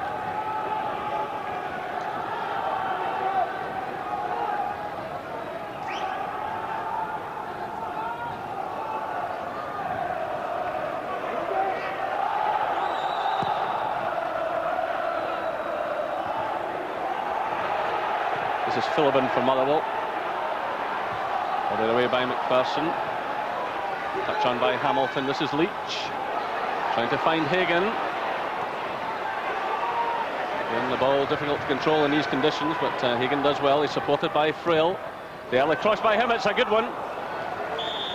It's, drifting out on the far side. Hamilton was coming in on the far side of the field, but again, good play by Stephen Frail. Good support play by him.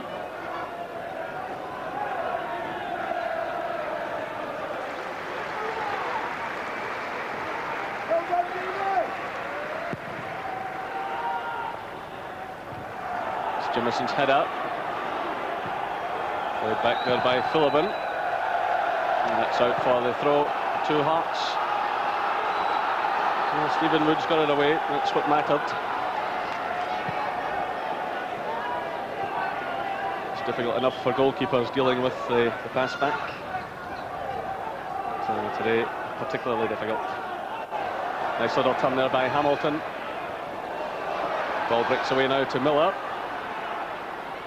He's got Bet with him. Good play though by Miller, trying a shot! And that's a fine effort.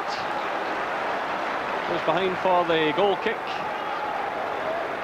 Well, just winding up there, firing that one in. It just curled away at the last moment, with Stephen Woods diving across goal. Yeah, Hearts in command of the match now. You can hear the reaction of the Hearts supporters here. Good play by Colin Miller, managed to get it back onto his right foot. Just wide of the target, but Motherwell under the cosh at the moment.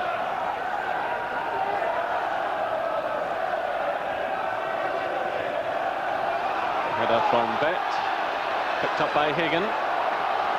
Bet again, played through by Miller. This is Thomas.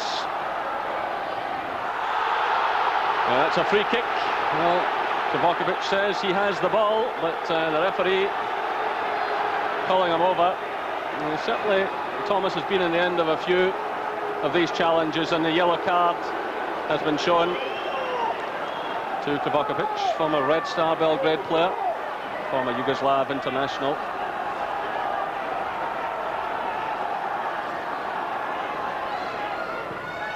So a free kick played in, but the chance is squandered. So 2 bookings this afternoon. Kovacevic, as we saw there for Motherwell, and Jim Bet. For speaking out of turn to referee Louis Thau. It's a touch on there by Bet. Kovacevic and Philbin running into one another, but Motherwell will survive that. This is Philbin. Lambert. Good play by Lambert, finding Davis. Out now to Tommy Coyne. He provides a cross. And Skimming coming in on the edge of the area. And he's certainly an effective player in the air, coming in that type of position. Coyne there, providing the cross. And Sean McSkimming, signed this season by Alec McLeish from Kilmarnock.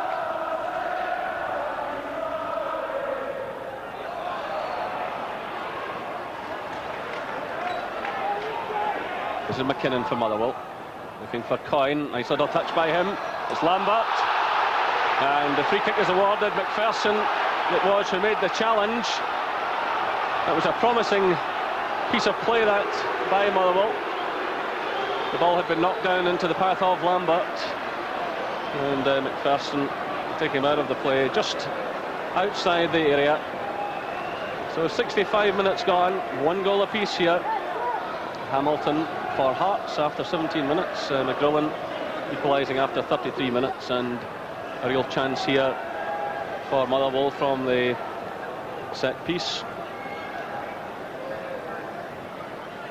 I know how important this game is to them this afternoon. They really do have to react. So happily for Motherwell, Lambert is back on his feet.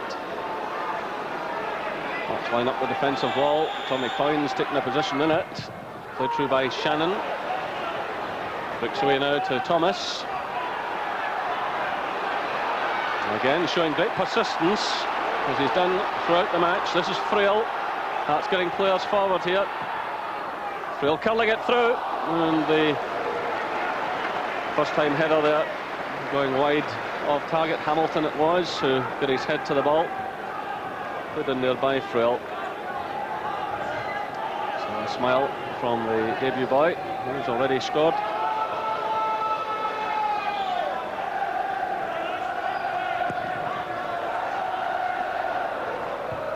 So Berry's header. Again, Thomas working extremely hard, but unfortunate there. This is Philbin. Looking for Coyne, but all the way through to Craig Nelson.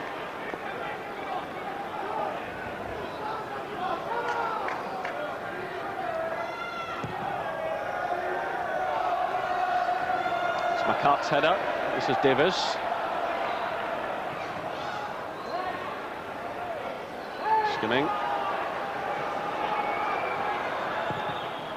Philbin plays it long. Touched by Coyne. Davis caught there by McPherson. Now it's Hamilton. This is Miller. Kovacevic gets in a good challenge, but it's Miller racing forward here. Philbin goes to meet him. And the ball just drifts out of play. And the Hearts player a bit unfortunate there. Good running by Colin Miller. Just failing to keep the ball in play.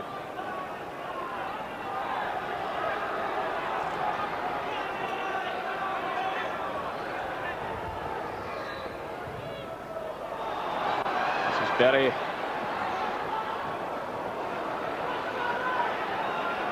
All breaks down for Hearts.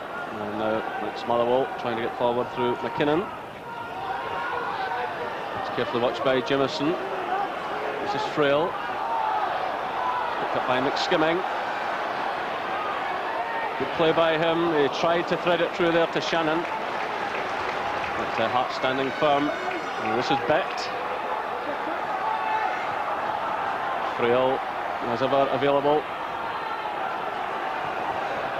Bring it through now for Scott Leach.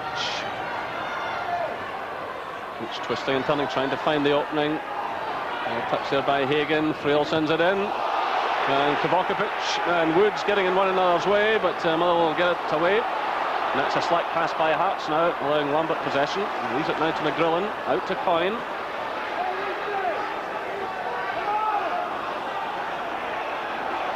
Skimming, well, trying to pick out Coyne again, but a bit of a misunderstanding there. This is Hamilton for Hearts. Play through by Bet. This is Frail.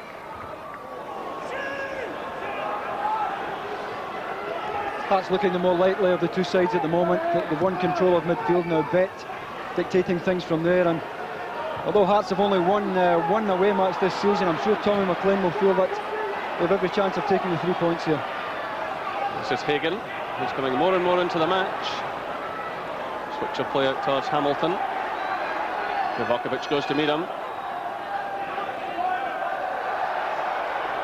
And Kovacevic read that situation well. This is McGrillen. Yeah, he's sticking with him though.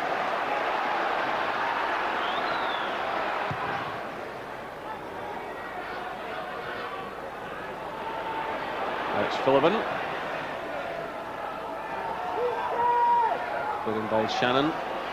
Kovacevic. And he gets a free kick, foul there by Jim Bet. So just under 20 minutes left here at Fir Park. Motherwell 1, Hearts 1. In this Bell's Premier Division game. Touch on there by Coyne. But, easily dealt with by Greg Nelson.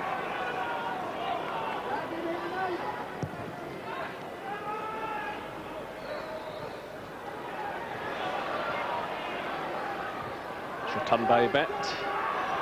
Nicely taken down by McKinnon. There he gets a touch, so too does Miller. This is Hagan, but it's quickly closed down.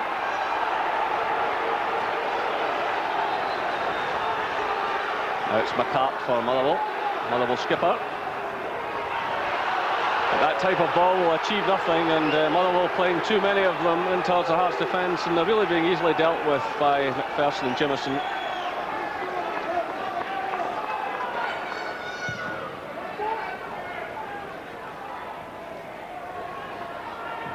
Colin Miller. But behind for the goal kick. The match reaching an important stage for both sides. And Motherwell about to make a change. Andy Roddy, former Aberdeen player, is getting ready to come on. And Sean McSkimming is the man who is leaving the field. So Motherwell hoping that Andy Roddy can liven things up here. Yeah, Alex McLeish knows that a draw is really no good to him here at the moment. He has to go for the 3 points. And it's a good positive change. Sean McSkimming really didn't manage to get into the areas that he does his best work in, and it's well worth the change. This is Lambert.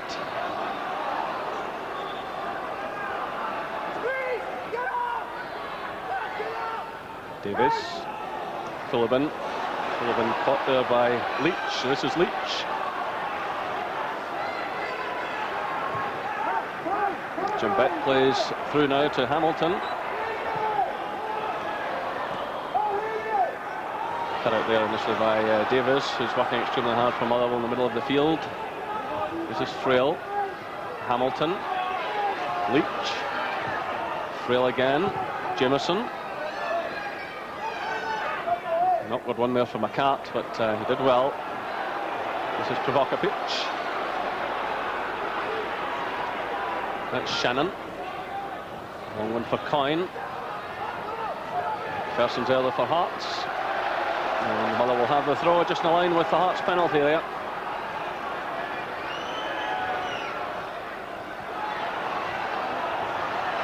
This is Coyne. Teeing it up for Davis. Stephen Frail took no chance there. He was aware that Andy Roddy was just beyond him and sent the ball out of play.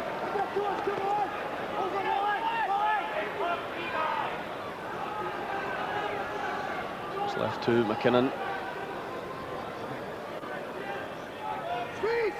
Goes in towards Coyne. Jimison got the touch. And eventually it's Hamilton who knocks it away. And as far as Provokovic.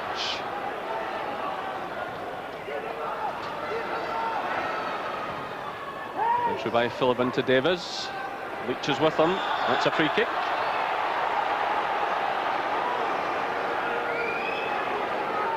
So again, a chance for Motherwell to do something. Still drawing 1-1 here with Hearts. Just McCart moves forward. Just one goal from the Motherwell skipper this season, but he always carries a threat at set pieces. Played there to McKinnon. That's a fine effort and a good save. The ball still in play. Away by McPherson and then Jimison. Well, real chance there for Motherwell. Tremendous shot by McKinnon. The goalkeeper did well. And then McPherson it was who got the ball away, and Jimison cleared it out of the area. Here come Motherwell again. It's Lambert trying to force his way through.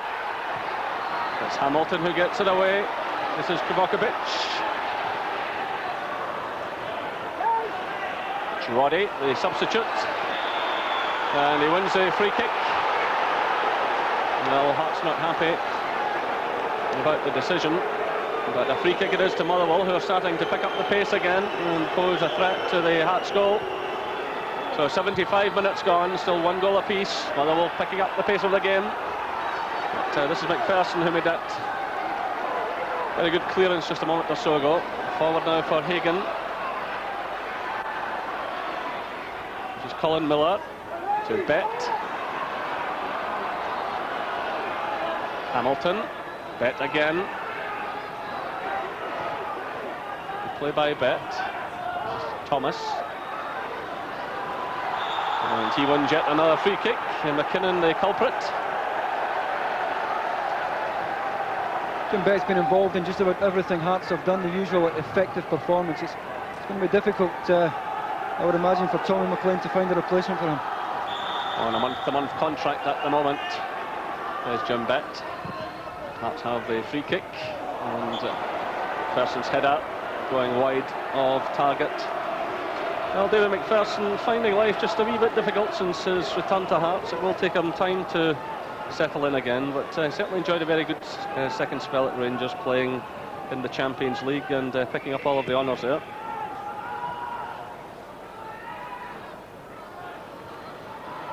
This is Bet in at the heart of things again. Berry plays it forward. It's returned by Philbin. A complete miscue there by McGrillen.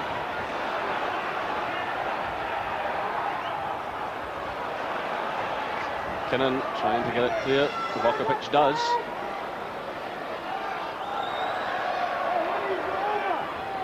Coyne, very in close attendance, trying getting the ball in towards the penalty area. It's away by Frail, and as far as McKinnon. He's shot with that one, not, and it's Leach who pounces, but he hits that far too early. He had Kevin Thomas away to his right.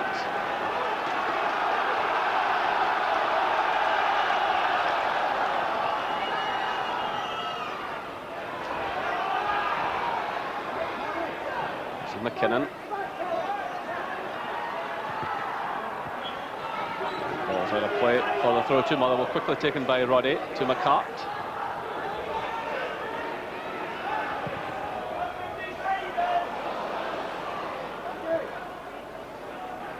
This is Shannon. Provokovic. Coyne quickly closed down there by McPherson. Still Motherwell have it though. This is Philbin.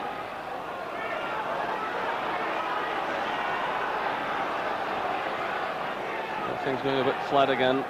Alec McLeish wondering what else he can do. Well, he has Stevie Kipp as his other substitute, a player who scored 6 goals this season and has a habit of coming off the bench and doing great things. But here's a possible chance for Hearts. It's Hagan. But a chance lost. That's why we're getting a few players forward there.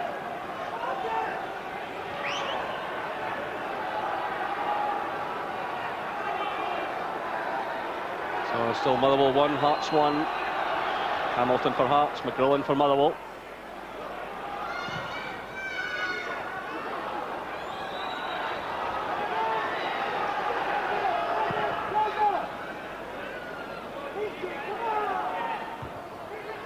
Jimison's header. This is Hamilton. Thrale's running in support. Early cross by Thrale. Oh, McCart struggling there. Well, that was almost reminiscent of McCart against Aberdeen, and the referee, in fact, is awarding an indirect free kick.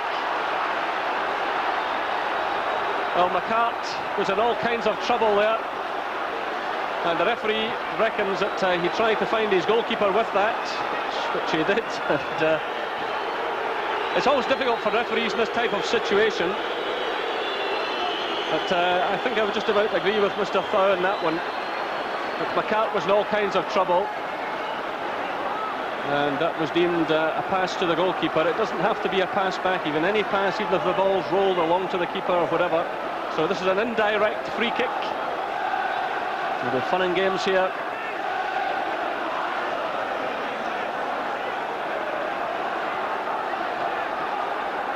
Motherwell packing their players in.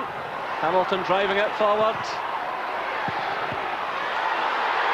And the ball ends up in the back of the net, and Hearts take the lead, and it's Colin Miller. Well, Miller had a tremendous shot just a short time ago, but with 79 minutes gone, Hearts take the lead. So the first shot going in from Hamilton, then Hagan had a shot as well. The goalkeeper gave his hands to the ball, and there was Miller, the left foot drive. The goalkeeper gave his hands to the ball, but it ended up in the back of the net, and it's Motherwell 1, Hearts 2. Well, real drama here now at Fir Park, and the chance on there for Lambert, but Hearts managed to block it.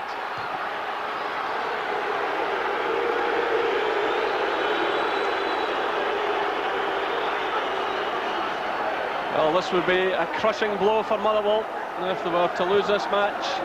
Time simply running away from them, less than 10 minutes now. And it would mean 3 home defeats in 3 consecutive home matches, and that really is not the kind of form for championship challenges. They've really got to respond and respond quickly. But Hearts in determined mood at the back. It's Berry who gets it away.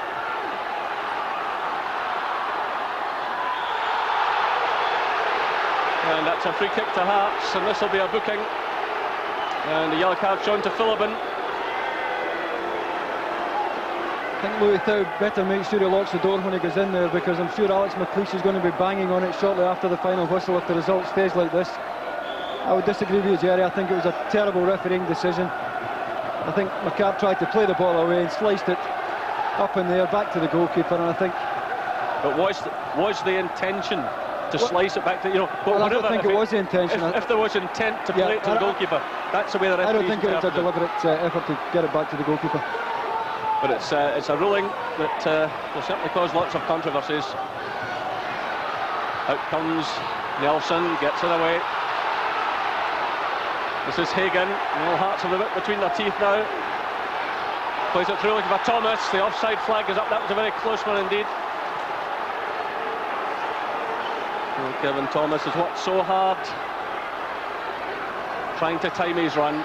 Tight decision, but goes against Hearts. Meanwhile, the ball has gone out to play at the far side for a goal kick, and one of the Hearts players on the ground, I think possibly Neil Berry, will require some treatment. But certainly when McCart made contact with the ball, it was reminiscent of his own goal against Aberdeen here in the last game we covered at this ground. The ball spinning crazily into the air. Stephen Woods gathered it, and Louis Thau's interpretation was that it was an attempted pass back by the Motherwell skipper. Certainly it will be a controversial point and a real talking point. And it is a pity that referees can't explain after games just exactly why they've made decisions. Yeah, for me he made the wrong decision there, but yeah, he would be entitled to explain it to the people who have paid the money to watch this match today. It certainly turned the match, although I don't think it should disguise the fact that Motherwell haven't played well today. They've introduced Andy Roddy here on the left-hand side, but they've become far too predictable. Everything has been played down the inside right channel for Tommy Coyne.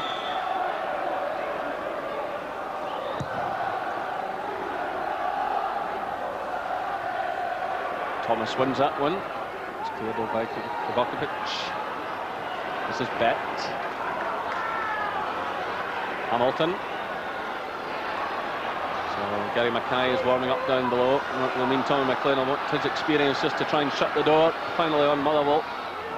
Keep things calm in the remaining minutes. This will be a very good result indeed for Hearts if they can just hold on to things. And it will certainly see them shoot up the table into 5th place, just behind Celtic, and it leaves Motherwell a long way behind, 12 points behind Rangers, albeit they have a game in hand. Well, there was an incident there, and Hagan has shown the yellow card, and a foul by him there on Kovacevic. The referee spotting that and showing the yellow card to the Hearts player. So Kovacevic playing the ball and just caught there from behind.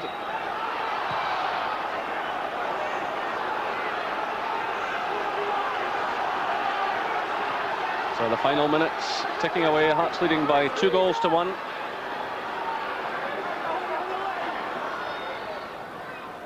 Just under 5 minutes left, in fact.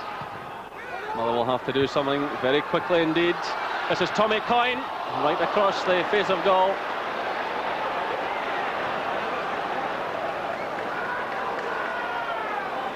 But really, even if Motherwell were to snatch a point out of this now, it doesn't do them an awful lot of good. Victory is what they required. And of course they face, as I mentioned earlier, another home match on Friday night against Hibernian. And that will put real pressure on them as well, because Hibs are also pushing for the UEFA Cup place and also hoping to mount a challenge, a late challenge to Rangers.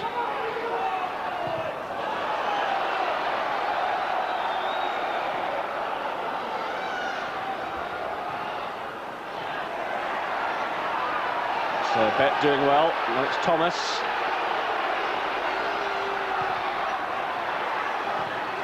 Played by Jimison, picked up by Frail. Just under 4 minutes to go now. Hearts are leading Motherwell by 2-1.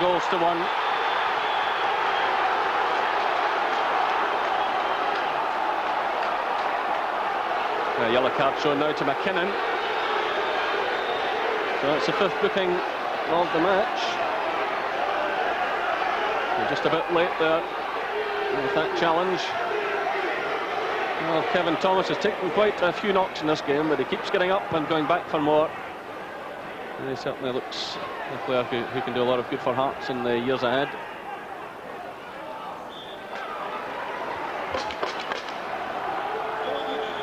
So another change. Gary Mackay will come on now for these last few moments. No doubt Tommy McLean telling him just to keep it calm.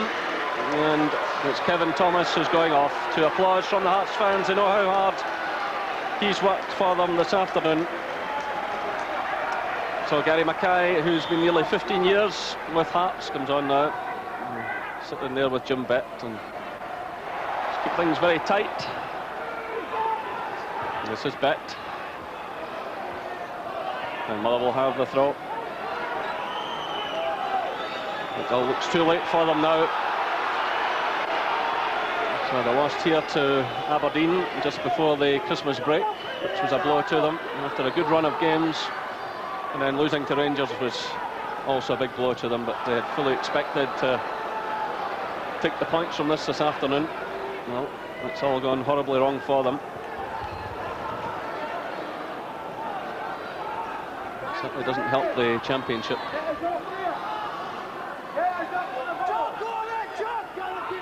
One throw from McKinnon, but dealt with easily by McPherson. I must say McPherson and Jimison have done well at the back for Hearts in this second half. Just under 2 minutes left now. Hearts leading by 2-1. Shannon plays a long one forward. Jimison's there again now.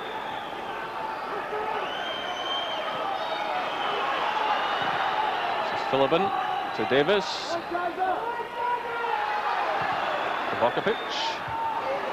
Away by McPherson. Only as far as Roddy. And Nelson does well. Nipping in there just ahead of Tommy Coyne. Coyne's been quiet this afternoon, and the goals have dried up on him these last few games.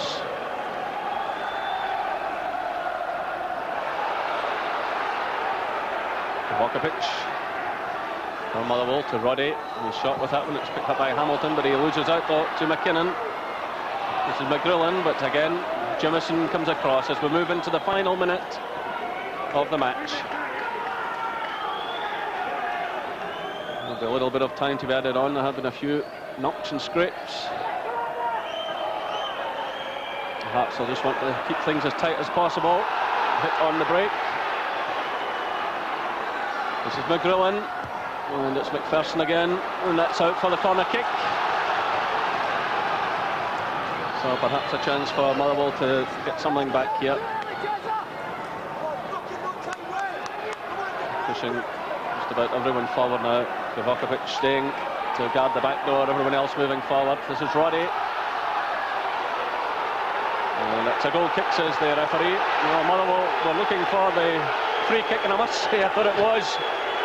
I thought that was a free kick as Roddy was challenged, but the boos from the Motherwell fans tell the story. Move forward there.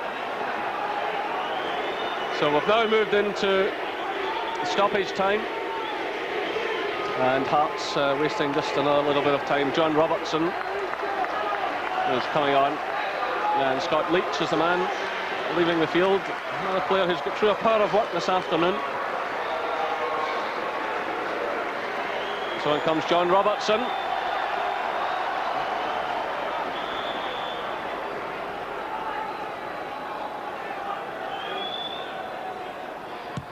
We're well into stoppage time now. Hearts leading by 2-1.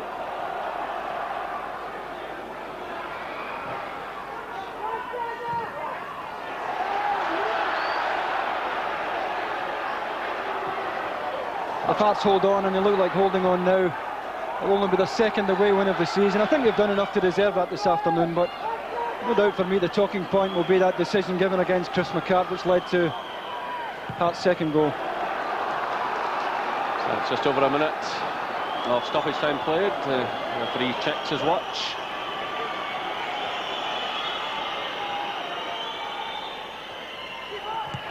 And again, Jimison's there for Hearts. And there goes the final whistle. So 3 good points for Hearts and a huge dent in Motherwell's championship challenge. Hamilton putting Hearts ahead after 17 minutes. McGrillen getting Motherwell back into the game after 33 minutes. But then Colin Miller scoring what turned out to be the winning goal after 79 minutes. 3 good points for Hearts. The final score here at Fir Park: Motherwell 1, Hearts 2. Yes, a controversial victory there for Hearts. In a couple of minutes, we look at all the key incidents, again in the company of Gordon Smith and Davy Cooper. We'll be right back.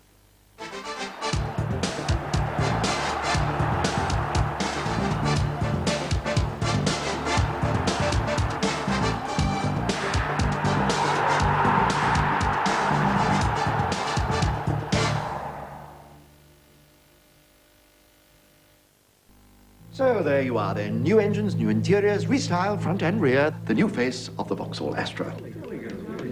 Yes, but our customers deserve more. Any thoughts? How about power steering as standard there throughout the range? Think of the cost. Only a buffoon would consider it.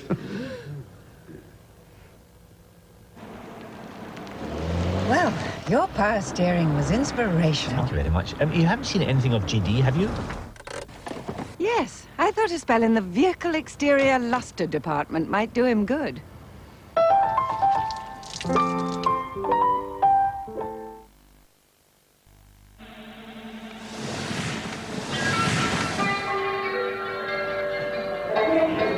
She's a snowboard. Yeah, it's not about winning, it's about going out there snowboarding with your friends. Biggest high.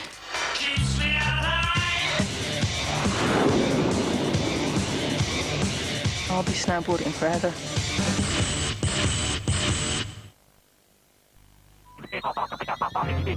Yes, but what does the sun say? Monday Sun says 21 grand must be grabbed. Get your Sun Bingo game card every Monday with the Sun.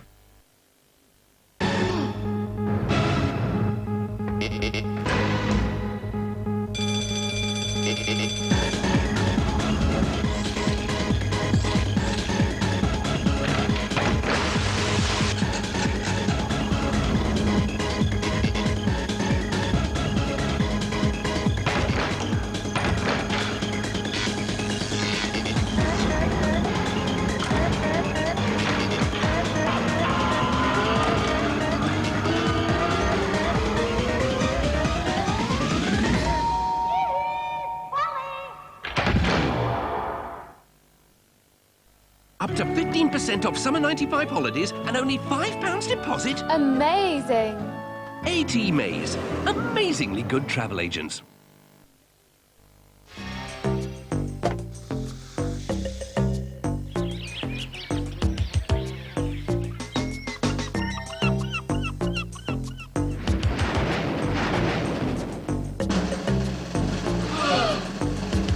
It's Southport. Send for your free guide today. There's 50% off all windows in our January sale. Don't sign until you've seen living design. Call us free on 0800 200 777. Esso unleaded fuels now have more cleaning power, reducing some harmful emissions by up to 20%, while still allowing your car optimum performance.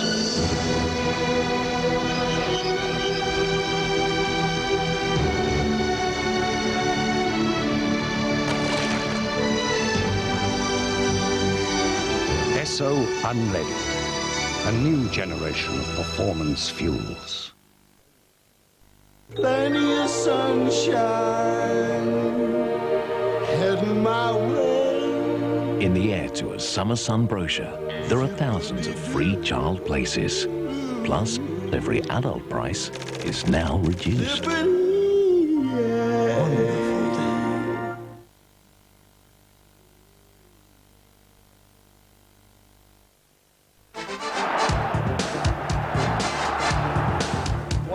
Well to regather it. Davidson played through to him beautifully. Pettigrew again. Pettigrew scores.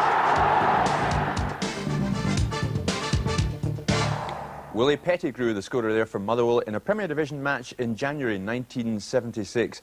Gordon, Fir Park this afternoon, a controversial end to that match. We'll talk about the incident in a moment. But Hearts, were they winners, did you feel?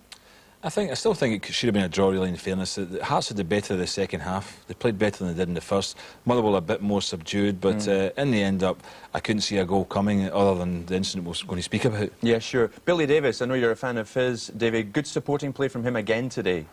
Yeah, he links up well in the middle of the park, Billy. He's a great one-touch player. You see him here coming in, takes a first-time cut back from Tommy Coyne. He's very unlucky.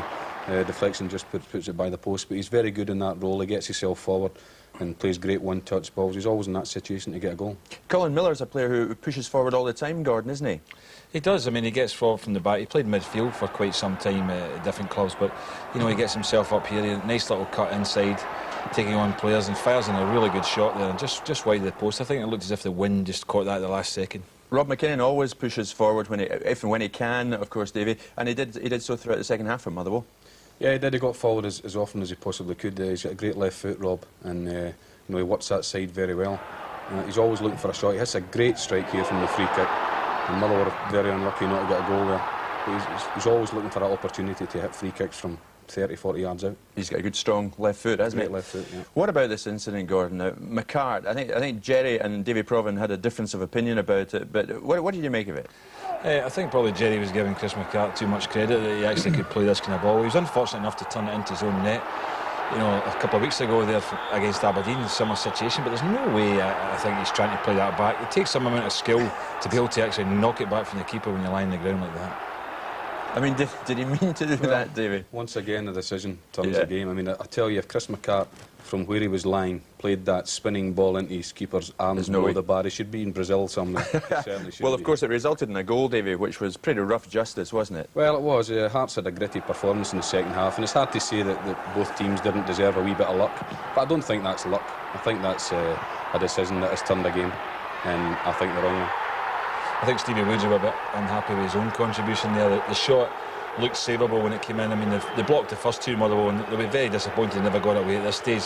They didn't seem to get out and close players down well enough, but when the shot comes in, it looks as if it's straight at Stevie Woods, and then he seems to dive out the way of it, and he only just palms it into his own net. And from Motherwell's point of view, a goal they shouldn't have lost, to be fair to them. It should never have been a free kick. It's disappointing when a decision like that it turns the whole game. OK.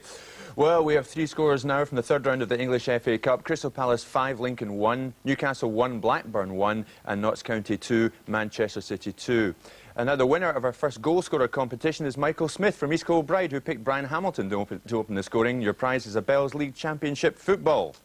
Well done. Just a reminder of the 8 goals we've selected as the best from the Premier Division in December.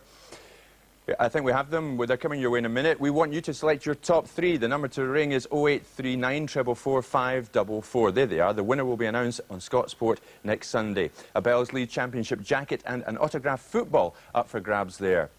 And that's it from Scott Sport this afternoon. Join us next Saturday at 12:30 for extra time, and then next Sunday for Scott Sport, when, as ever, we'll bring you the exclusive highlights from all the top league matches in Scotland. My thanks to David and Gordon this afternoon. Thanks for joining us. Bye-bye.